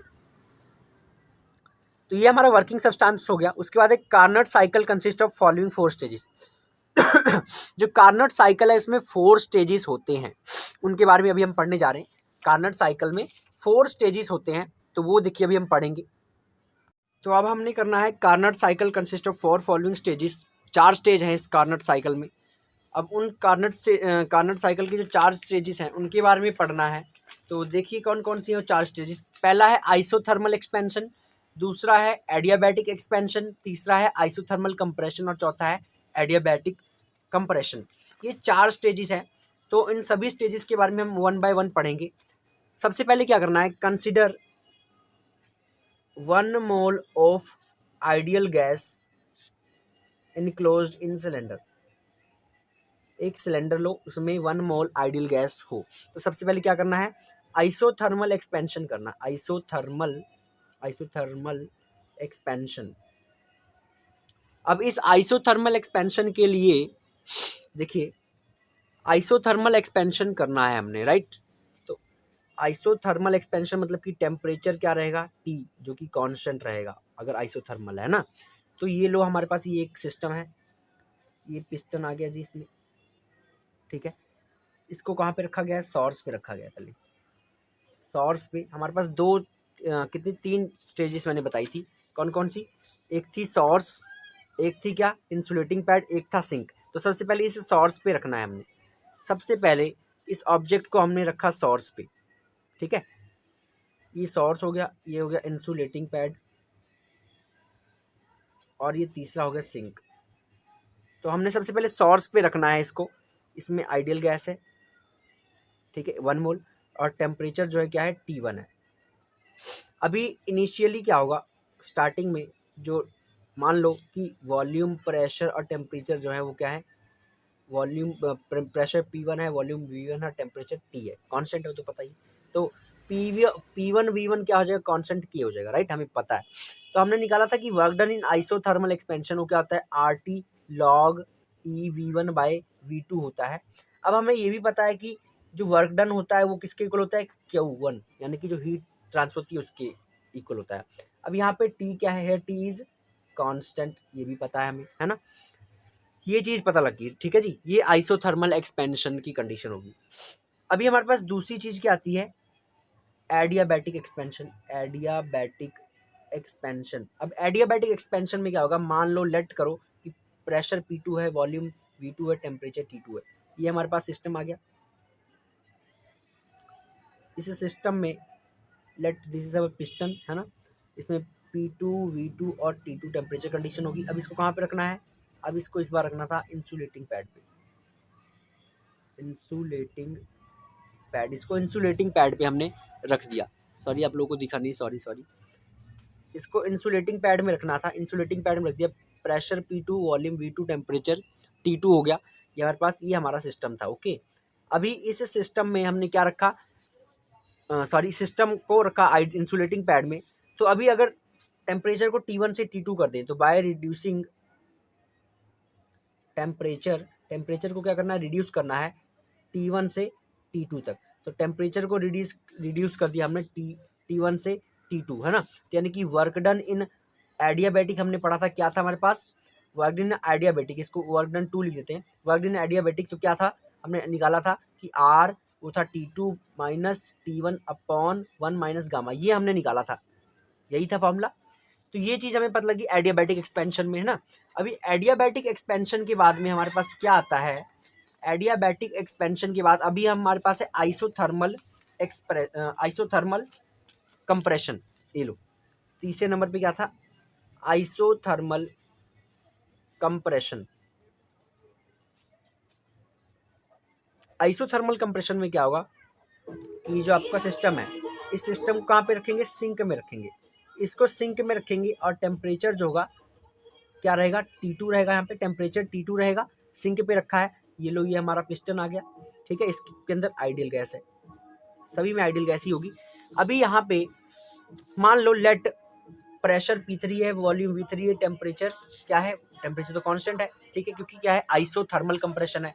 तो यहाँ पे अभी आइसोथर्मल वाले पे मान लो ये वर्क डन हमारा थर्ड आ गया, ये आइसोथर्मल वाला W1 था, एडियाबैटिक एक्सपेंशन W2 हो गया, आइसोथर्मल कंप्रेशन जो है W3 हो गया। अब इस W3 में क्या होगा कि अभी देखो वर्क डन जो था हमारे पास था क्या, RT log E। अभी यहाँ पे देखो V3 बाई V4 हो जाएगा, क्योंकि V3 है ना, तो V3 बाई V4 हो जाएगा। ये इक्वल किसके होगा, Q2 जो हीट ट्रांसफर हुई उसके इक्वल होगा। क्योंकि देखो हमने क्या पढ़ा था, कहाँ गया अपना वो, एक मिनट, इस पे देखो हमने कहा था कि यहाँ से यहाँ तक कितनी Q1 हीट जाती है और यहाँ से यहाँ Q2 हीट जाती है ना। तो वही चीज़ यहाँ पे लिखना है कि Q2 हीट जो है W3 अगर हो रहा है वर्क डन, तो Q2 हीट जो है कितनी होगी, RT log E V3 by V4। सिर्फ V3 और V4 ही चेंज किया, क्योंकि पहले क्या था, पहले वाले में हमने इनिशियल वाले पे, इस वाले पे हमने क्या किया था, ये देखो log E V1 by V2 किया था, क्योंकि यहाँ पे क्या था V1 से V2 तक हो रहा था, जो वॉल्यूम में चेंज आ रहा था। अभी इस वाले पे हमने V2 और P2 टेम्परेचर प्रेशर लिया है, वॉल्यूम प्रेशर। तो यहाँ पे क्या हो जाएगा, V2/V3 हो जाएगा, ठीक है। तो यहाँ पे जो वर्क डन, सॉरी एडियाबैटिक है, तो एडियाबैटिक में T2/E हो गया, T2 - T1 है ना। अभी इसी तरह से तीसरे वाले में क्या है, P3V3 है, तो V3/V4 हो जाएगा, RT log E V3/V4 equal to Q2 हो जाएगा। बट यहाँ पे क्या है कि रिजेक्ट हो जाती है हीट। अगर हीट रिजेक्ट हो जाती है तो क्या हो जाएगा, ये वॉल्यूम, अगर हीट रिजेक्ट होती है मतलब टेम्परेचर जो है माइनस में हो जाएगा। और लॉग ई क्या होता है, ये इसलिए प्लस में होता है, मतलब पॉजिटिव होता है, ये हमेशा पॉजिटिव वर्क डन होता है। ये हो गया हमारा आइसोथर्मल कंप्रेशन। उसके बाद में चौथा हमारे पास आता है एडियाबैटिक कंप्रेशन। एडियाबैटिक कंप्रेशन, अब इस एडियाबैटिक कंप्रेशन में क्या है वो सुनिए। एडियाबैटिक, ये लो, ये हमारे पास सिस्टम आ गया, ये हमारे पास सिस्टम, इस पे क्या है, आइडियल गैस। अभी इसको क्या करना है, दोबारा से इंसुलेटिंग पैड पे ले जाना है, सिंक से इंसुलेटिंग पैड पे ले जाना है। अभी इंसुलेटिंग पैड में जब लेके आए, लेट यहाँ पे प्रेशर P4 है, वॉल्यूम V4 है, टेम्परेचर क्या है, फिर से ये तो जो आपका टेम्परेचर है वो कांस्टेंट T ही रहेगा, ठीक है, T रहेगा, T1 चाहे लिख लो, ये भी लिख सकते हो। अभी यहाँ पे यानी कि इसको वर्क डन 4 लिखे, तो वर्क डन 4 क्या हो जाएगा। अब ये क्या है, एडियाबैटिक है। एडियाबैटिक के लिए हमें पता है क्या होता है कि R T2 - T1/1 - गामा, ये हमने निकाला था। अभी ये भी पॉजिटिव रहेगा, ठीक है, क्योंकि ये जो T2 - T1 में जो चेंज आएगा वो पॉजिटिव होगा, ठीक है, इसलिए ये जो W4 वर्क डन, ये जो है ये वाला पॉजिटिव होगा। अभी इनिशियल स्टेट, अभी ये क्या होगा, देखो लास्ट में जाके क्या होगा कि आपकी जो इसमें इंसुलेटिंग पैड में जब ले जाओगे तो यहाँ पे फिर से आके जो आपकी टेम्परेचर प्रेशर है वो P1 V1 और टेम्परेचर T1, ये वाली कंडीशन इनिशियल स्टेट पे पहुंच जाओगे, इनिशियल स्टेट में पहुंच जाओगे। तो इसलिए ये आपका क्या बन गया, ये एक साइक्लिक प्रोसेस बन गया, साइक्लिक प्रोसेस बन गया। कैसे, अभी देखो इसको इससे समझते हैं, मेरी कॉपी से जो मैंने नोट्स बनाए हैं उसमें से समझते हैं। देखो 1 मोल आइडियल गैस हमने कंसीडर करी, ये आइसोथर्मल एक्सपेंशन है, ये सिस्टम था आइडियल गैस, सोर्स पे रखा था इसको, आइडियल गैस को। अभी ये टेम्परेचर यहाँ पे T1 था, मान लो स्टार्टिंग में वॉल्यूम P और प्रेशर टेम्परेचर ये P1 P1 और T था, तो यहाँ पे प्रेशर और वॉल्यूम P1 V1 लेट कर लिया। अब यहाँ से वर्क डन इन आइसोथर्मल हमें पता है कि RT log V1/V2 होता है। अब वर्क डन जो होता है वो Q1 के इक्वल होता है, हमें ये भी पता है। यहाँ पे T कांस्टेंट रहेगा ना, ये चीज़ बन गई। एडियाबैटिक में क्या है कि मान लो यहाँ पे प्रेशर वॉल्यूम और टेम्परेचर P2 V2 T2 हो जाता है। अब टेम्परेचर जो है T1 से रिड्यूस हो गया T2 पे, है ना, तो T1 से T2 तक जब टेम्परेचर रिड्यूस होगा तो जो वर्क डन हुआ एडियाबैटिक में, तो वो क्या R T2 - T1/1 - गामा हो जाएगा। अभी यही चीज़ आइसोथर्मल कंप्रेशन में जाके यहाँ पे मान लो जो प्रेशर वगैरह जो है वो क्या हो जाता है, P3V3 T2 हो जाता है, क्योंकि टेम्परेचर जो है T2 रहेगा, वापस जा रहा है। पहले 3 चीज़ों में रखना था, पहले हमने सोर्स पे रखा, फिर इंसुलेटिंग पैड में, फिर अभी सिंक पे आ जाएगा। सिंक पे जब आएंगे तो हम आइसोथर्मल कंप्रेशन करेंगे, P3V3 T2। अभी ये देखो वर्क डन थर्ड वाला जो है RT log V, अभी यहाँ पे क्या आ जाएगा, V3/V4 हो जाएगा। क्यों, क्योंकि यहाँ पे हमने P2 V2 लेट के थे, यहाँ P3V3 किया, तो यहाँ पे P3/V4 हो जाएगा, ठीक है, और टेम्परेचर यहाँ पे भी कांस्टेंट रहेगा। अब यहाँ पे एडियाबैटिक में जब आए तो P4 V4 मान लो हो गया हमारे पास प्रेशर और वॉल्यूम। तो अब देखो वर्क डन 4 जो आएगा वो वर्क डन हमने एडियाबैटिक में R T2 - T1/1 - गामा पढ़ा था, बट यहाँ पे अब चेंज जो आएगा वो क्या होगा, ये पॉजिटिव होगा, ठीक है, पॉजिटिव R होगा, और यहाँ भी पॉजिटिव होगा। इसमें थोड़ा, इसमें हो सकता है कि नेगेटिव भी हो सकता है, बट इन दोनों केसेस में पॉजिटिव ही रहेगा। तो P1 V1 T1 इनिशियल, मतलब देखो यहाँ से शुरू हुआ था V1 P1 T से, और इनिशियल जो है इनिशियल से फाइनल भी क्या हो गया, P1 V1 T1 हो गया। क्यों हुआ ऐसा, क्योंकि देखो पहले यहाँ पे रखा, फिर यहाँ रखा, फिर यहाँ रखा, वापस से फिर यहीं पे आ गया, तो इसलिए वापस से इनिशियल स्टेट पे आ गए, पहले यहाँ पे, फिर यहाँ पे, फिर यहाँ पे, फिर सर्कल कंप्लीट करके फिर यहाँ पे आ गए। तो इसीलिए क्या है, एक साइक्लिक प्रोसेस है जो कार्नोट साइकिल है, ओके। तो लास्ट में यही वाली चीज़ हमें मिल गई।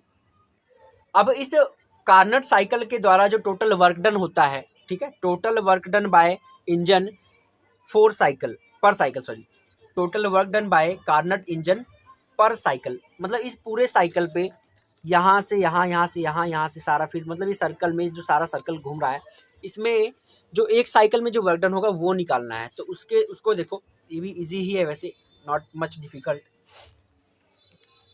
अभी इसको करने के लिए देखो बहुत ही इजी सा मेथड है, इसको 2 तरीके से निकाल सकते हैं। देखो पहले ये चलो कर लो, W1 हमारा आइसोथर्मल एक्सपेंशन था, W2 वर्क डन था किसका, एडियाबैटिक एक्सपेंशन का, एडियाबैटिक एडियाबैटिक एक्सपेंशन का था। अभी W3 तो जो वर्क डन था वो किसका था? अभी ये दोनों जो है ये क्या है? ये वर्क डन बाय सिस्टम है। क्या है? Work done by system. ये दोनों वर्क डन सिस्टम कर रहा है। कौन कर रहा है? सिस्टम ने वर्क डन किया, तभी W1 W2 वर्क डन जो हुए वो आइसोथर्मल और एडियाबैटिक एक्सपेंशन जो हो रहे हैं ये क्या है? वर्क डन बाय सिस्टम है। तो इसीलिए अब ये सिस्टम कर रहा है। अब हमने पढ़ा था कि जो सिस्टम वो वर्क डन करता है वो हमेशा पॉजिटिव होता है। ये लो लिख देता हूँ, work done by system is always positive, हमेशा पॉजिटिव होता है। इसलिए work done by system is always positive, तो इसलिए पॉजिटिव होगा। ठीक है, ये दोनों सिस्टम करें इसलिए पॉजिटिव होगा।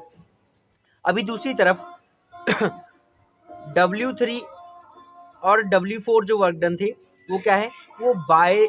वो ऑन द सिस्टम है। On the system work on the system है।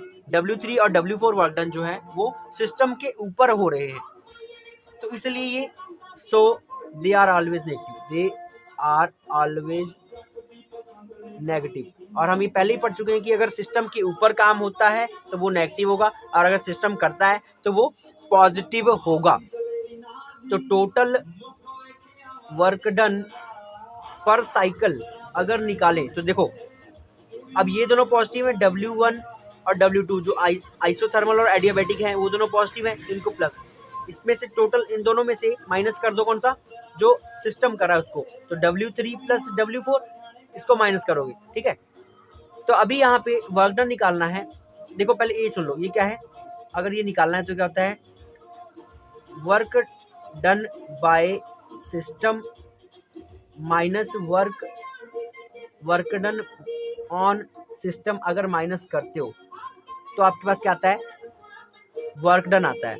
ठीक है, तो W1 प्लस W2 इसको माइनस करना है इसमें से। अब इसको खोलोगे, इस चीज़ को अगर खोलोगे तो W1 प्लस W2, अभी देखो W3 और W4 है तो आखिरकार ये भी वर्क डन ही ना। ये क्या हो जाएगा? माइनस का W3 और ये माइनस का ही W4 हो जाएगा, राइट। तो यहाँ से क्या है कि W2 और W4 तो कट जाएगा, क्योंकि ये दोनों क्या है? ये वाला नेगेटिव है और ये वाला पॉजिटिव है, तो ये दोनों कट जाएगा और बचेगा अभी यहाँ पे हमारे पास क्या बचेगा? सिर्फ और सिर्फ ये W1 और W3 बचेगा। ठीक है, तो W1 और W3 जब बचेगा तो ये W equal to Q1 minus Q2 हो जाएगा। क्यों? क्योंकि ये W1 बचा और W3 बचा, तो ये तो क्या था हमारे पास? ये हमारा वर्क डन था। वर्क डन जो थी हमें क्या थी? इक्वल थी हीट के equal, because work done is equal to heat Q1, work done is equal to Q, तो Q1 की equal W1 is equal to Q1 minus Q2 आ गई। तो ये क्या है? Total work done per cycle जो है क्या हो जाएगी? Total work done per cycle जो है वो हमारी हो जाएगी W equal to Q1 minus Q2 हो जाएगी। इसको अभी दूसरे मेथड से अगर करें तो ये ग्राफ था हमारा, मान लो इधर ये अपना प्रेशर है इस y एक्सिस पे, इधर वॉल्यूम है। ठीक है, मान लो इनिशियली कोई जो अपना सिस्टम A है वो यहाँ पे है, यहाँ पे V1 और यहाँ पे V1 वॉल्यूम है, P1 प्रेशर है। ठीक है, उसके बाद में मान लो ये अपना सिस्टम यहाँ पे B सिस्टम यहाँ पे है, यहाँ पे V2 P2 कंडीशन है। अभी ये सिस्टम जो है मान लो यहाँ पे आता है, तो ये बन गया V3 P3 बन गया। तो ये हमारा कौन सा? फोर्थ सिस्टम था, मान लो इसको C नाम देते हैं, सॉरी ये वाला C होगा ना, ये वाला सिस्टम C हो गया, ये अपना D सिस्टम हो गया। इस D सिस्टम में मान लो P4 V4 हमारी टेम्परेचर ये सब कंडीशन। ठीक है, यानी कि पहले यहाँ से यहाँ पे हीट फ्लो हुई, यहाँ से Q1 हीट फ्लो हुई, यहाँ से यहाँ पे कौन सी Q2 हीट फ्लो हो रही है, फिर ये यहाँ से यहाँ पे आया और ये वापस से फिर यहाँ पे चला गया। ठीक है, ये चीज़ बन गई है ना। तो अब यहाँ पे यहाँ पे T2 क्या हो जाएगा? कांस्टेंट हो जाएगा, और यहाँ पे भी T1 रहेगा टेम्परेचर, और यहाँ पे भी T1 कांस्टेंट रहेगा, और यहाँ पे तो खैर T1 है ही टेम्परेचर। यहाँ से यहाँ पे, यहाँ से यहाँ, मतलब ये जो चार हमने स्टेजेस पढ़े थे ये उनके बारे में है। पहला वर्क डन, दूसरा वर्क डन, तीसरा वर्क डन, चौथा वर्क डन, ये पूरा साइकिल मान लो इस तरह से है। ठीक है, तो अभी यहाँ पे देखो इसमें क्या करना है, ये बाय एरिया मेथड बता रहा हूँ कि इसमें से अगर एरिया आप लोग निकाल लोगे इसका, तो आप लोगों को क्या पता लग जाएगा? इसका वर्क डन पता लग जाएगा। मान लो देखो इसको ऐसे ड्रॉ करो, ये वाला एरिया अगर आप लोग निकाल लोगे, ठीक है, ये वाला एरिया निकालो, अभी इसको यहाँ से ड्रॉ करो ऐसे, और ये ऐसे, ये वाला एरिया निकालो, ये वाला एरिया निकालो, दोनों प्लस हो गया, ये एरिया निकालो, ठीक है। और इसको भी सीधा करो जरा, ये और ये वाला एरिया निकालो, ये और ये सारा एरिया निकालो, और ये इस चीज़ का भी एरिया निकालो इसका। अभी ये सारा जो भी शेप एक रेक्टेंगल बन जाएगी, रेक्टेंगल में से ये जो ऑफ वाला एरिया है, ये ऑफ वाला, ये आउटर एरिया, ये ऑफ एरिया जो है, ये वाला जो आ रहा है, इसको क्या करोगे, इस ट्राइंगल से, ये जो शेप है इसमें से ट्राइंगल, ये जो सारी ट्राइंगल बनी, आप रेक्टेंगल बनी, सॉरी, इस रेक्टेंगल में से जो ऑफ वाला एरिया है इसको माइनस कर दोगे तो आपके पास ये वाला जो एरिया आएगा, तो ये जो एरिया आएगा ये आपका क्या होगा, टोटल वर्क डन होगा जो सिस्टम के द्वारा हुआ। ओके, तो ये हो गया हमारा work done per cycle. Hope that समझ आ गया होगा। अभी उसके बाद है एफिशिएंसी ऑफ कार्नोट इंजन। क्या है? एफिशिएंसी ऑफ कार्नोट इंजन है।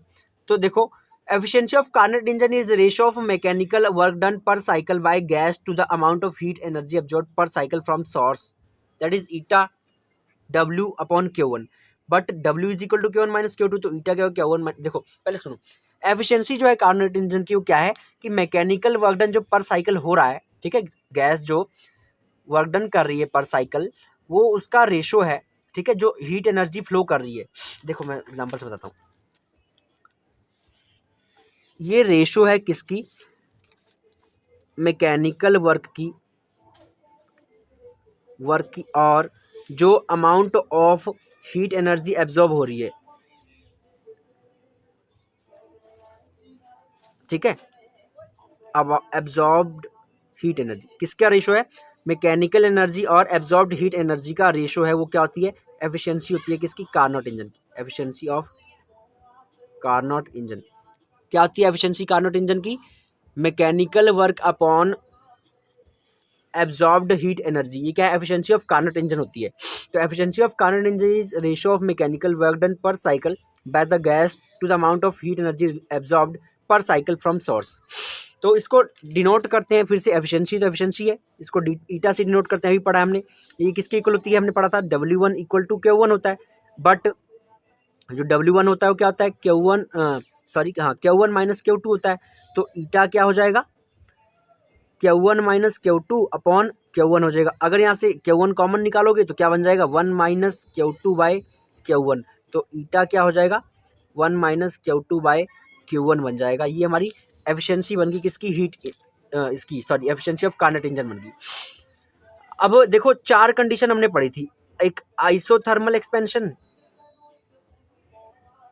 दूसरा था क्या, एडियाबैटिक एक्सपेंशन, तीसरी चीज पढ़ी थी क्या, आइसोथर्मल कंप्रेशन, चौथा था एडियाबैटिक कंप्रेशन। ये 4 चीजें हमने पढ़ी थी, और इन चारों में देखो, इसमें आइसोथर्मल में जो प्रेशर वगैरह थे वो क्या था, P1 V1 था, और ये P1 V1 और P2 V2 ये चीज़ें हमने यूज़ करी थी, है ना। अभी सेम यही चीज़ जो है इसमें क्या, एडियाबैटिक में P2 V2 और P3 V3 यूज़ करी थी। सेम इसमें क्या था, P3 V3 और P4 V4 यूज़ करी थी, P4 V4 यूज़ की थी। अभी लास्ट वाले में क्या यूज़ किया था, दोबारा से P4 V4 equal to P1 V1 ये चीज़ यूज़ किया था। बस डिफरेंस क्या था, थोड़ी सी मैंने गड़बड़ी कर दी यहाँ पे P2 V2 गामा था, ठीक है, तो यहाँ पे क्या है, P2 V2 गामा था, यहाँ पे P2 V2 गामा था, और यहाँ पे P3 V3 गामा था, ओके, और यहाँ पे P4 V4 गामा था और P1 V1 गामा था, ठीक है। तो एडियाबैटिक कंप्रेशन और एक्सपेंशन दोनों में ही गामा वाली टर्म्स यूज होंगी, P2 V2 gamma, P3 V3 gamma, यहाँ पे P4 V4 गामा, यहाँ पे P1 V1 गामा, ये चीज़ हमारे पास है। तो देखो जरा कैसे करना है इसको, अगर निकालना है आपने, एफिशिएंसी निकालनी है, तो क्या करोगे, मल्टीप्लाई ऑल द टर्म्स, इन सभी टर्म्स को क्या करोगे, सिंपली मल्टीप्लाई कर दोगे तो आपके पास में आंसर आ जाएगा।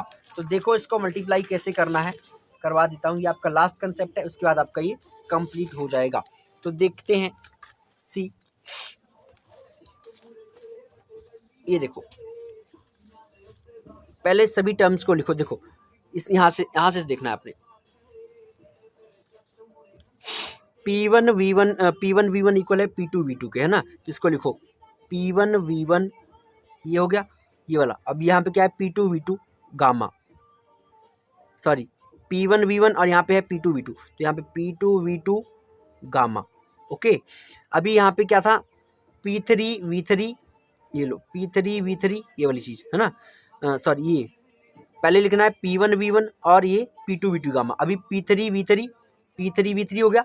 अभी P3 V3 के नीचे क्या है P4 V4 गामा, यानी कि ये इधर वाली ये इतनी ये वाली चीज़ें लिख दी यहाँ पे, ये लिख दी। अभी यहाँ पे ये वाली लिखो, तो यहाँ पे क्या आ जाएगा P2 V2, ठीक है। अभी P2 V2 है P3 V3 gamma, P3 V3 gamma. अभी P3 V3 के बाद क्या है P4 V4, तो ये लो P4 V4। अब P4 V4 के बाद P1 V1 gamma, P1 V1 gamma, ये चीज़ आ गई। अब देखो P1 यहाँ और P1 यहाँ कट गया, P2 यहाँ P2 यहाँ कट गया, P3 यहाँ P3 यहाँ कट गया, P4 यहाँ P4 यहाँ कट गया, यानी बचा क्या V1 बचा, V2 गामा बच गया, V3 बच गया, V4 गामा बच गया, ठीक है। इधर क्या बच गया V2 बच गया, V3 गामा बच गया, और इधर क्या बच गया V4 बच गया, यहाँ पे V1 गामा बच गया, ये चीज़ें बच गई। अभी हमने इसको क्या करना है, इसकी रेशोज लिख लेते हैं, ठीक है। क्या लिखेंगे रेशो, ये इधर V2 है, ये V2, ये वाला V2 इधर आ जाएगा, तो V2/V2 सॉरी V2 गामा था, V2 गामा बाय V2। अभी यहाँ पे क्या है, उसके बाद में V4 है, तो ये लो V4 गामा, ये वाला इधर आ जाएगा V4, ये चीज़ बन गई। अभी इधर क्या है V2 तो हो गया, V3 रह गया, तो ये V3 गामा अपॉन ये वाला V3 यहाँ आ जाएगा। अब ये मतलब गामा वाली टर्म ऊपर रख लेनी है, और यहाँ पे रह गया अब क्या V4 इधर है, V1 रह गया ना, तो V1 गामा रह गया, V1 गामा अपॉन ये वाला V1 इधर आ जाएगा, ये चीज़ें बन गई। V2 gamma by V2, V4 gamma by V4, V3 gamma by V3, V1 gamma by V1, ये बन गया। अभी इसके बाद क्या करना है, देखो इसमें से V2 कॉमन निकाल लो, ठीक है, और नीचे वाली ऊपर जाके पावर माइनस हो जाएगी। तो इसमें देखो V2 कॉमन आ गया, अब यहाँ पे था गामा, ये ऊपर जाके -1 हो जाएगा, ये बन गया V4 गामा -1 हो जाएगा। इस तरह इधर V1 गामा -1, यहाँ पे V2 गामा -1, ये चीज़ बन गई। तो अभी उसके बाद देखते हैं उसके बाद क्या होगा। उसके बाद यहाँ पे देख लो, यहाँ तक पहुँचे थे V2 gamma -1, V4 gamma -1, V1 gamma -1, V2 gamma -1। अभी देखो ये सारा क्या बन जाएगा V2, ये सब नेगलेक्ट हो कैंसिल आउट हो जाएंगे, ये सब कैंसिल आउट हो जाएंगे, ठीक है। ये सब कैंसिल आउट हो जाएंगे, तो बचेगा क्या V2 और ये V4, ये V1 और ये V2 sorry V3, V2 V4, यहाँ पे V1, यहीं पे गड़बड़ है, ये V3 आना था, ये क्या हो जाएगा V3 आएगा। तो V2 V4 V1 V3 हो गया, तो ये क्या बन जाएगा फाइनली। अब देखो V2 ये V1 इधर आएगा, V2/V1 इधर, ये V3 इधर आएगा, तो V3/V4, यानी कि V2/V1 इक्वल है V3/V4 के। तो अभी हमारे पास देखो जो Q1 हीट थी, यानी कि वर्क डन जो था पहले वाला, उसका फॉर्मूला क्या था, RT log E V2/V1 था, RT log E V2/V1 था। ओके, तो RT log E V2/V1 था, और दूसरा जो था वर्क डन, यानी कि ये एडियाबैटिक में ये था, एक्सपेंशन में ये था, और कंप्रेशन में ये था RT2 log E V3/V4 था ना, हाँ V3/V4 था। या फिर एक मिनट रुको, मैं तुम लोगों को करके दिखाता हूँ, नहीं ऐसे तुम लोग को समझ नहीं आएगा, कंफ्यूज होगी।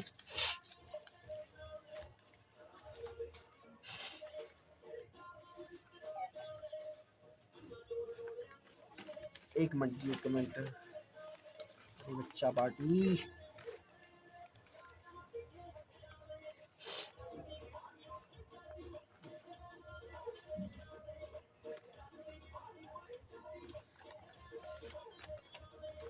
ये अपना है, हाँ ये लो यहाँ पे करते हैं, ये देखो यहाँ पे थे सी, यहाँ पे क्या था। अब ये देखो यहाँ पे मैंने इतना तो समझ आ ही गया होगा, ये चीज़ बची ना, तो ये बन गया V2 V4, ठीक है, ये V2 V4 हो गया, V2 V4 और इधर V1 V3। अब यहाँ से ये क्या बन जाएगा V2/V1, और इधर क्या V3/V4, ये हमारे पास आ गया ना।